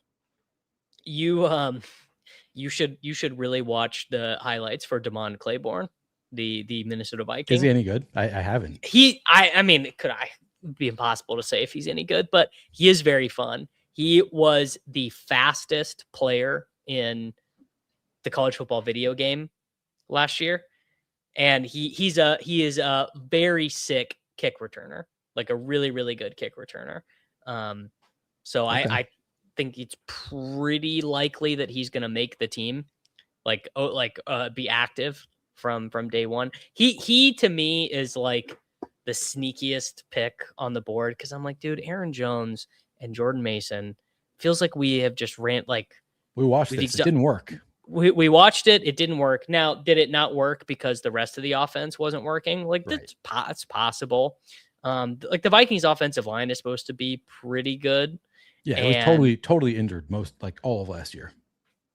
Sometimes you just have to disregard an entire season. Like sometimes you just am I punishing Jalen Waddle for his 11.5 points per game last year? No. Like the whole offense was sick. Right. All right. We are up. Jalen Warren is a very good pick here. That we are in the quarterback window, but we do not have stacks for any of these quarterbacks. What do you do in this spot when you are in the quarterback window and you don't have anything lined up? Patrick Mahomes, usually, or I'll take Jalen Hurts if he was there. But yeah, I would either go Mahomes or Tucker Kraft if you want to do a double stack. Let's do that, because then that'll make it marginally more likely. And there's a chance, because the Rice draft. Oh, okay, never mind. The Rice drafter is on our right. So I was going to say there's definitely a chance Mahomes gets back to us, but he won't anymore. I will definitely title a stream this at some point this offseason. I'm prepared to lose money on Damon Claiborne, and I am. I'm entering into the situation with full awareness that it's probably a losing decision. But man, you can imagine if it works out. Did you watch the So You Think You Can Tout videos? The schemers, no. Where they did the the schemers did a stream where Kupps, the analytics guy, pulls out. He was like, I've got a great 18th round pick. I think this is like the skeleton key, and his skeleton key pick was Eli Heidenreich. I think, is that the name? Oh, the guy from Navy. Yeah, which I have not drafted this guy. I have not thought about drafting this guy. I've taken him on DraftKings. I mean, the thing is that that makes me think interestingly about Kupps, because all right, we did not get our guy. So our option would be Purdy with McCaffrey, Dowdle, Downs, Lawrence. Any of these? Lawrence and backstack with Travis Hunter. We're gonna do Purdy. We're gonna give so It's honestly like my Hunter exposure is to the point that like people are going to start pointing and laughing at me. So the issue with Heidenreich is there's no real way, if you are doing numbers-based evaluation of him as a running back and not as a wide receiver, to make him look bad. Like when I was building the slot model, no adjustments, just like raw. He was like the 19th best running back prospect of all time in my model. Like he was like better than like Dalvin Cook. Was he playing wide receiver, or what was the reason there? It's like, well, it's Navy, so it's like he was kind of a wide receiver, but he was also a running back. But he was like just like, and they, everything is done based on like the number one non-draft capital variable for running backs that is future fantasy points is receiving yards per team pass attempt. So if you have 1,000 yards on a team that never passes the ball, you are going to look like he's like 99th percentile receiving yards per team pass attempt. So it's just like, it's like, he's in a different universe. So that's a long-winded way of saying I wonder if Mr. Kupp's analytics got any further than that in his analysis, or if he did any adjustment. I'm curious to watch it. Yeah, and that was the point he made, was that he was 99th percentile in that specific. As a receiver, he was 99th percentile. Yeah. Yeah. So that makes me very curious. All right, we're up. Do you want to just take Jordan Love for a double stack, or do you want to try and get risky? I would probably just do Love. Otherwise, I would do Jonathan Brooks.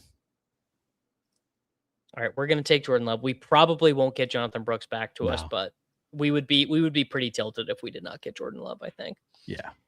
So the thing with Heidenreich is that I'm pretty sure the dude is going to play running back, not wide receiver, and I don't really know. There's been a lot of guys like this who has existed. A lot of these kids are probably too young to remember Max Borghi. Like an UFL legend, Max Borghi. So he was like an all-time pass catcher at Washington State, and I don't believe ever he was like an undrafted free agent. I don't believe he might have even signed with anyone as an undrafted free agent. But these guys pop up, and they also pop up all the service academy stuff. It just makes it impossible to evaluate these guys. Like, do you remember Stephen Hill, old Jets receiver? Yes, I do. So he was like a first round pick, all this stuff, yada yada. But I mean, he played on a team that threw the ball 27 times a year. Do you want to go mega all in, super duper stack? Yeah, I do. I like that. I think that's pretty fun. We are all in on the Packers, and we've got the Wisconsin Dells set up, so we could take Woody Marks later. We can take Tank Dell later. Dalton Schultz potentially. Love it. Yeah. Jalen Samuels, the fake tight end. See, and this is another problem. I would imagine that Caleb Johnson is probably going to make the team ahead of Heidenreich, just purely because he was a 3rd round pick. Right. Very, very, very hard to send a 3rd round pick to 0, I think. Anyway, that's I do remember Kelvin Harmon. Neil, have you played any of these the team I've done creation? 82-0. I've got 82-0. I've got 20-0. Those are the only ones I've done. I haven't tried like baseball or hockey. So I did it with the stats showing. So on easy mode.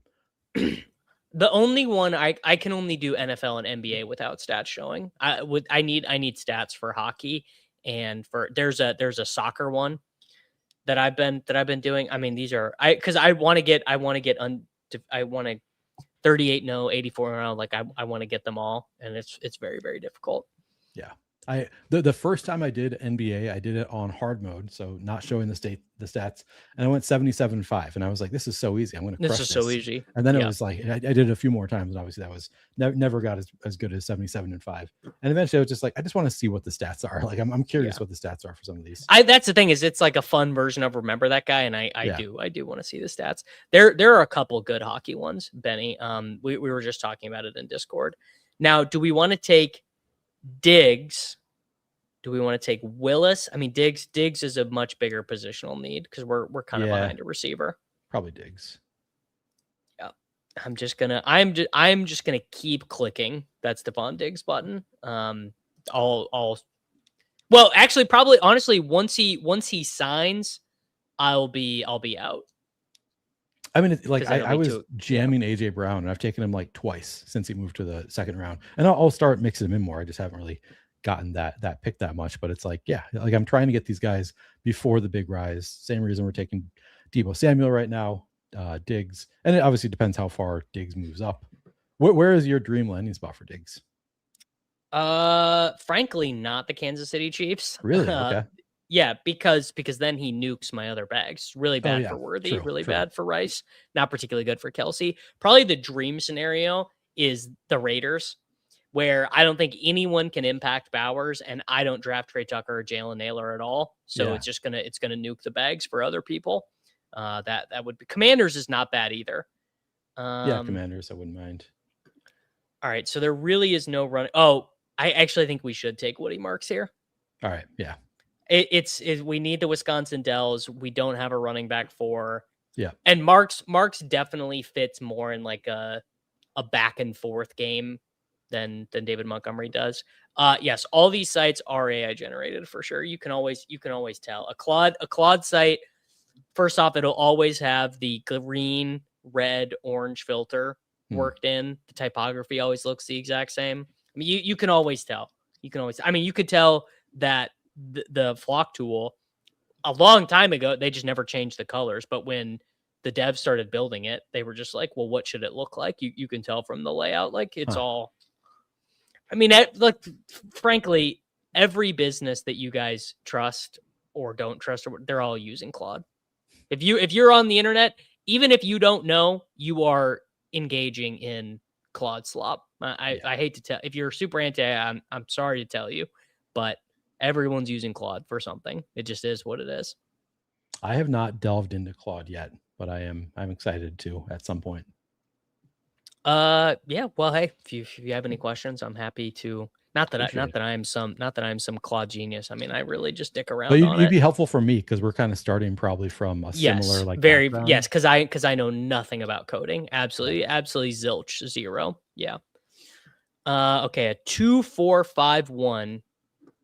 I think we'd be 3 tight ends, significantly better. No real difference on this one between 2 and 3 quarterbacks. No real difference. Actually, we're just kind of in a bad spot historically in the game tree. What are you thinking here? Stribling? A little early for Stribling. I'd go maybe Jonah Coleman or Okongwu. There you go. I was eyeing him up. Every day that Brandon Aiyuk does not sign, I think Chig should go up like one further spot. How's your projection class going, Neil? Not great. So I was moving along like pretty steadily until we got this new dog, and I think it's been 2 weeks at least. Maybe I haven't taken any class since we got him. So I think I need to adjust my schedule. It's like that's the hardest thing. Is like I know that I need to become a morning person and just like wake up when the dog wakes up, so I can get more sleep and have more time in the day. And I just haven't made the adjustment yet. But yeah, I need to get it done this year. It's one of my New Year's resolutions to complete the class this year. I'm about like 22%, somewhere in that range through the class, just an online class. So yeah, I need to get back to it. Is it through like Udemy? It is through Udemy. Yeah. It's very worthwhile. I've never done it, but like some of my buddies, is very worthwhile.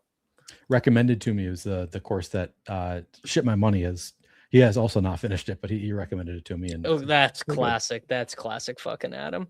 Yeah. Well, Run the Sims has like the literal goated baseball projections. People don't even know that, but like the Run the Sims, you want to take Stribling? Yeah.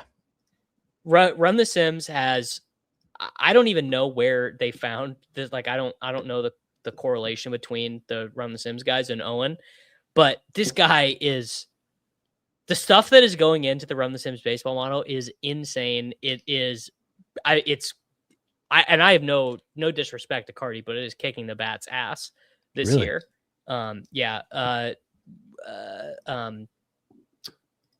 Tenor, sorry, Dan was just posted this morning that, he is running Sims for all the contests and everything with all the projections, and that Owen is beating Ballpark Pal and the Bat like pretty convincingly. So Promo code Flannel for 20% off. promo code Flannel for Can I say 20% that off. Yeah. Yes, of course. Yes. Actually, I think it's 20%. I forget exactly what it is. Yes, Something you like can. that. You can do all of that you want. Because yeah, I mean, you get money through it if people buy it, right? Yes, if people are on Run the Sims down the street, which is why Adam being good at DFS is actually so fucking annoying for me, because Adam is so annoying, but he's really good at DFS, and to the point that I even still get kind of mad when he wins. Even when he's using Run the Sims, yeah. Even I'm just like, okay, all right. Me too. You know the deal with Adam right now is that he's currently tilting because he drafted the worst MLB best ball teams of all time. Yeah. He's going to advance like one team, and he's just like, yeah, but everyone on Underdog is fucking stupid anyway. Well, that was he made his bed by just like shitting on all over every under. He's like, these guys are such idiots. They have no idea what they're doing. They have no idea. Like, dude, you're just setting yourself up to get ripped on all summer. And sure enough. Do you want to do Sean Tucker or Debo, given the composition of our team? I think Sean Tucker is better, actually. Yeah, no, I think he is, because then we can probably be done. Because there's other wide receivers, like Debo would be great, but like there's other wide receivers that we like later on. On Run the Sims, is it beating Cardi in terms of preseason? It's daily projections, but it's not like nerdy stuff is not saying the way I understand it. It's just saying like the way nerdy is simming the field. So if you tested it another way, that's so far above my pay grade, dude. Like, you guys have no idea. They will talk about things in our end game chat that I'm like, you guys might as well be speaking Greek, like straight up. Like, I got no idea what you were saying to me right now. My business email, Michael, is just my email. It's just davismaddock@gmail.com. You can, I will potentially respond to you. You're better than I am if you do respond. I mean, I respond to some, obviously. Well, you probably wouldn't be surprised, but I get a lot of emails from people being like, I have this idea, and I used to respond to all of them. But like, if your idea is bad or I don't have the time for it, I will delete it and not respond. Unless it's something that I like immediately understand and think like this is going to be a good fit. I agree. Then I probably it's like, hey, I started this AI company. I think you'd be a great partner for us. And I'm like, I shouldn't. That'd be fun. We could show the DMs. Okay. We need a third tight end. Do you have a favorite of this group? Should we go Helm? Do you want to get your guy T-Ferg? Either way. I'm trying to see are we missing on any wide receiver that we should like really specifically be taking? Oh, do you want to take? Fuck. Okay, I took Rodgers for okay. That I honestly like. I just totally. I panicked right there. I thought you missed it by 5 seconds. I'm shocked that you got that through. They give you like a little latency. Yeah. You get like a half second of latency there. We really needed a third tight end more than we needed a third quarterback, but I'm pretty sure. Well, actually, Helm would have been. I mean, I can do Freiermuth or Darnell Washington as a back stack. Yeah. Hey, and 16% historical advance rate is fine. Sporting the Flannelverse on the profile pick on DraftKings. There you go. Nice. Yeah. Love to see that. I gotta see that. I gotta see that pick. Or is it just the avatar? Yeah. Anyway. Does Warren go before Dowdle because he's projected to get more of the Gainwell role? I think the Gainwell role doesn't really exist. The Gainwell role was very specific, I think, to Gainwell. It was also a different offensive coordinator. Rodgers is just going to check down a lot to whichever running back is out there. Like Jaylen Warren also had a lot of receptions last year and could have a lot and has played a third down role before, could play a third down role often in the future. Like, I don't think any of that would be that surprising. All right. How should we finish off here? I mean, we do still need a third tight end. And then we'll do. Freiermuth went. Freiermuth went. Ted Hurst is still there. I'd be fine with Ted Terrence Ferguson is the last tight end who is worth a darn, though. So let's do T Ferg, and then we can regroup for wide receiver. It feels like Ted Hurst has been falling. I feel like I've been seeing him frequently. Maybe it's just he has a wide band of where he goes, but man, I feel like I've gotten him in the last couple of rounds a lot. It's that news is starting to happen. People are like, it's just so we have new things to react to. People were just reacting so heavily and so strongly to he's going to be the X receiver. That news hit like my normal guy group chat. Okay. Like my normal friends who I went to high school and college with are like, dude, Ted Hurst is going to be the X. Huh. So and they weren't even saying that, right? They were just like, we envision him playing the X receiver role. And correct. Not like he's going to be the starting X receiver. Just like when he plays, he's going to be used as an X receiver. Yeah. Yep. That's how it goes. I mean, I would take if he's still here. I mean, this is a dream right here. Yeah, let's do it. Jam. I was ready for Zachariah Branch as well. Are you? I thought you were a big Adonai Mitchell guy. I watched a video where you touted Adonai Mitchell in the final round. I am needing to chill out on all the guys that I have over 20% of. I don't need to have 25% of all these dust balls, because the thing that people don't realize about like, guys who drafted 300 teams, like who has 50% of someone. If I have 8% of someone, I'm going to have more raw teams than someone who has 25% of someone who drafted. Like the amount of money or site credits that I will get involved with like Zachariah Branch, like is going to be a 4-digit number when all things are said and done. So it's like you don't need to have 35% of that guy. Right. Unless you like really believe that he is the best pick, like easily.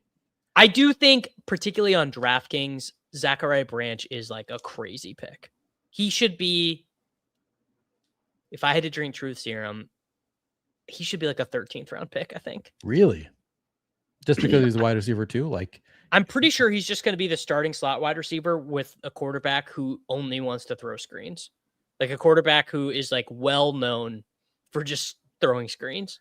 You're assuming that it's Tua? You think he's going to be the quarterback? Tua is definitely starting week 1. I mean, I don't know about how things are going to go. Tua didn't sign to be a backup anywhere, and Kyler Murray didn't sign to be a backup anywhere. Yeah, True. It's like Russell Wilson. Like Russell Wilson on these teams, Russell Wilson was going to start, even though he was totally terrible at the end. Like Russell Wilson got hurt and then got his job back for the Steelers. You know, that's just how it goes. All right. Well, how do we do on this team? CMC, Achane, Nabers, Scat. We should have thought about taking Dart. Oh, we got sniped. Yeah. We got sniped. Watson, Tyson, Kraft, Purdy, Love, Golden, Diggs, Marks, Chig, Stribling, Tucker, Rogers, T. Ferg, Ted Hurst. That is, Neil, that's 2 shippers on the stream. And yet we're getting a B- on the tool. Well, what's up with that? I'm guessing. Yeah. So we won. My Aaron Rodgers click did not help us. That should have been a wide receiver. We lost a lot, and we must have had some reaches in there too. We took Diggs ahead of ADP. We took Love way ahead of ADP. Kraft ahead of ADP. Watson ahead of ADP. Scat ahead of ADP. And Nabers ahead of ADP. Okay. All right. We lost a little ADP value. But hey, what if we're right though? That's what they never consider. They never. Doesn't matter. It's the fun. I tell this story all the time because it's so funny. But I auto drafted a lot of these contests last year. Not a lot, but some of the like $1 and $2 ones. Yeah. And there was one set where I had like I want to say like a 55% advance rate or something. I changed nothing about my rules. I changed nothing about my roster constructs. I didn't even really change anything about my rankings. It just happened to be the day that Quinshon Judkins got like, what was it? It's like he wasn't going to be charged, or they're like, charges dropped like late July, I want to say. Maybe so I moved him back up to the 80s. Like I wasn't even really thinking about it. I was just like, this is where he should go. And I ran my set. And in that set, because Judkins was such a win, taking him 60 spots ahead of ADP, that I advanced a bunch. That's it. That's all it was. I had a similar, like in slow drafts, like I was kind of anti Judkins, and like all my content most of the summer. I was like, because I was like, he's not with the team. I'm not confident that he's going to. But on that one day where the charges were dropped and I was on the clock in a bunch of slow drafts, I actually did it on stream. It was just like, and Judkins here and Judkins here, and it's like in the 140s, 150s, wherever you can get Judkins now. Just like being on the clock in a bunch of slows when the news dropped was very helpful. So ended up overweight on Judkins despite being kind of a bear for most of the summer. Yeah, and it's really that simple. Yeah, straight up. Yeah. Highest tool graded team structure. Generally, it's actually 3 late tight ends, 2 quarterbacks in the window, and generally pretty balanced, like 2 running backs, 2 wide receivers through 4 is generally what I find to be the highest ones. Neil, are you going to be doing any of the soccer contests? No, because I don't know anything about soccer, and I just haven't had I haven't had time to do my stats course. I don't have time to be consuming content and learning how to do soccer. So valid. Not. All right. I'm going to let you go. You can go get ready for your stream, and I'm going to knock out a couple of these drafts here at the end. All right. Have fun. Good luck. Cool. Take it easy. Everyone, you guys are going to be redirected to Neil in 30 minutes, and that's right about when I'm going to peace out. So let's do a little World Pup action. You guys can see how this stuff works in real time. I can close out of the tool because the Flock Fantasy tool does not work for soccer. So if you have not played any of these contests yet, it's very simple. The World Cup contests work like playoff best ball. There's a $10,000 to first contest in the lobby right now. 2 out of 6 advance, then 1 out of 6, then 1 out of 6. The first round of the tournament is just the qualifying round. Then it is the quarterfinal round, which is the round of 32, and the round of 16.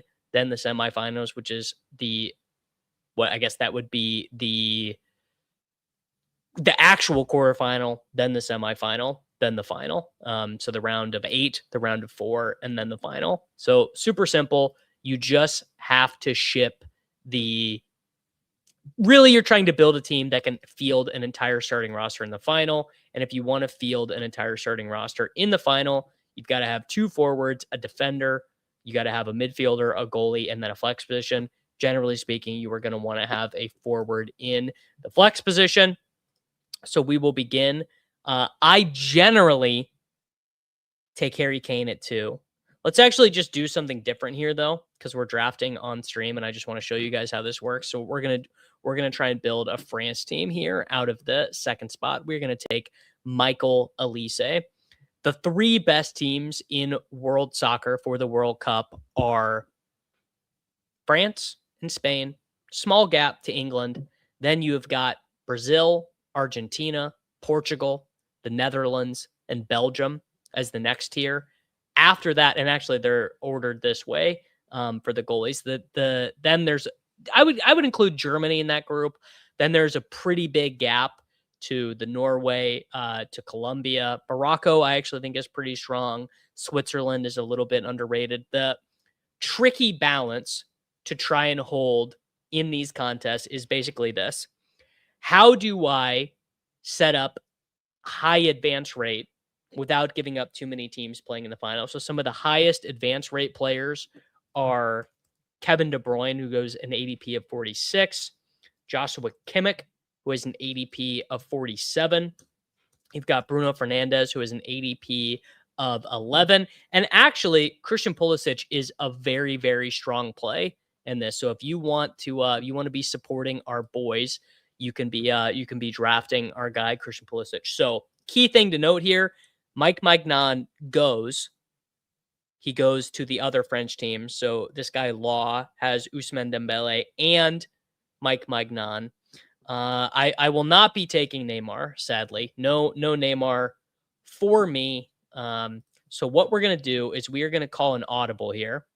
And we are going to switch this up because I already lost the France goalkeeper. And we are going to make this a France, Portugal, and Germany team. And I'm going to show you guys how to execute that. So it's just a group I really like. Not that they're just, not a ton of entries left here in the World Cup, but we are going to go ahead and ship Bruno Fernandes.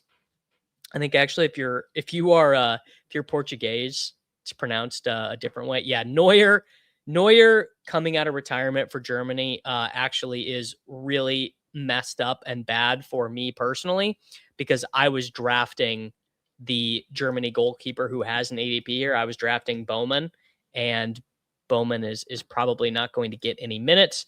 So we are now going to force into it. We're going to take Cristiano Ronaldo, who is not a particularly good pick, although he is going to score all of their penalties for the upcoming foreseeable future. Maybe you get a ton of, maybe you get some penalty goals. I mean, Ronaldo is not a great pick. Honestly, pains me to say it because I am such a Messi guy, but Messi is not a particularly good pick because Argentina, I think, is a little bit overrated in this format. I don't think Argentina has, I don't know if they've got the steel to get it done. Like I would be pretty surprised if Argentina makes it to the semifinal. Ronaldo will start at least the first game. I think probably by the knockout rounds, I would not be surprised if Ron is no longer starting. I actually think they could go with Gonzalo Ramos. Maybe they would move João Felix to the center. I don't know. A lot of Brazil and Germany. I don't have very much Brazil. If Brazil is the team you need, that is of the main teams, Brazil being the team you need is probably the worst for me. Now, this guy behind me should not take the Portuguese goalkeeper. He should take the Brazilian one, but I am going to be too annoyed by not getting him. So I'm going to select Diego Costa, and then I'm going to do something that is probably not what the best players do in these contests. Like, this is probably not what like Fear My Turtle and those guys are doing, but it is what I am going to do. And I'm going to take Joshua Kimmich with our next pick here. So we have got how many France guys? So we have 1 France, 2 Portugal, and then we're going to select Joshua Kimmich with this pick here. Actually, I'm going to take Nuno Mendes, and if I don't get Kimmich, I don't get Kimmich. We'll see. Fabio Coensao might be a starter for Portugal. Well, that will not be particularly good for me. I did just take Nuno Mendes, but I don't know how good that'll be on. So how are you guys going to be locked in? Are you guys going to be watching the World Cup? I'd really love to know, because obviously the World Cup starts on Thursday. That's going to interfere with my streaming schedule in the sense that there's something that people really like to watch that is going to be on the same time as my stream. So I'm just very curious about your guys's overall thoughts on the viewing, because I think some of the games are going to be on at very strange times, right? Because I think like some of the games are going to be on at like I think like 1 a.m. and stuff. Yeah, I don't imagine I'm going to be up watching those games very often. I mean, let's check the World Cup schedule for the first couple days. So actually, these are all really reasonable times. I mean, the U.S. men's game on Friday is not on until 8. I guess it's on Friday. I completely agree. Not loving FIFA watering it down. I don't love the giant field size. Attending USA versus Australia. Love that. Oi, oi, oi. I hope the US men play well, dude. I really do. All right. So we're going to ship Kimmich here, and then we are going to need a French midfielder. So this is probably going to end up being Adrien Rabiot, and we are playing this one. I'm only going to take 1 goalie on this one. We're just going to play this one all the way with Portugal. So we have got, actually, we've got, I was going to say we almost have a starting lineup, but we don't. So we're just using Kimmich as an advance rate piece, and we are also just going to use Kevin De Bruyne as an advance rate piece with this next tier. And then I got to start jamming Portuguese forwards. So this would basically be the spot where I kind of have the team that I'm hoping to have in the final. Francisco Coensao, huh? So the team that we want to have in the final is already right here. We've got Elise, Ronaldo, Bruno, Nuno Mendes, and Diego Costa. And then we were thinking one of these late Portuguese forwards will potentially be our flex. I missed out on Ryan Shirky. GM, Jamie. Honestly, I was going to say the opening games, it doesn't matter, right? The vibes are going to be good for the opening games regardless of what happens, I think. Sala is very, very cheap. Yes, he is. And then I don't know if you guys saw this, but they're going to have dailies for the first time ever. So we've got 4-person drafts, 5K to first for the main slate. So this is what we've got: South Africa and Mexico, and then Czechia and Korea. Wow. All right. That is going to be super fun. So I'm going to jam. Yeah. I mean, how has Raphael not been suspended yet after quite literally punching a guy in the face? By the way, this is absolutely killing me. The draft grades for a soccer draft. Not thinking Joe ever had much time to think about what it would look like tossing this into a soccer draft. Okay, so we need forwards. We think Leao is going to be suspended. You know what? We're gonna take a guy here for the vibes. The vibes are immaculate. Captain America, Christian Pulisic, who actually honestly is a great play. I play every soccer DFS slate on DraftKings. Honestly, I probably have not missed a draft slate on DraftKings in quite some time. Well, for a main slate, I mean, some of the small, like the MLS slates and stuff, I don't play. All right. And then do I want to take Vitinha? I do want to take Vitinha because he could pretty easily be a flex guy if need be. Yes. Mr. Laird is going to be on the Swolecast tomorrow. We are going to have a huge show on the Swolecast tomorrow. Oh, I mean, very, very important. If you guys do not know about this yet, huge contest in the lobby over on Splash Sports. But we have how do I pop out of that? I mean, you guys can enter that contest too, but we have a Swolecast Survivor. Is it already full? No, here we go. Game type, Survivor. Where is it? There you go. 20K World Cup Survivor. Need you guys to hop in to this one, the Swolecast 20K World Cup Survivor. This is going to be a huge contest that we are all super, super engaged in over on the Swolecast. I can pop the link. I will share that contest link in the lobby, and then I will also share that in our YouTube stuff. But check out the Swolecast 20K World Cup Survivor over on Splash. Rafael Leao still there. We just need him for the latter round. So we've got France, Portugal. This one, honestly, this is a gem. We're feeling very good about this one. And then we'll cook up a pick'em, and then we will be on our merry way.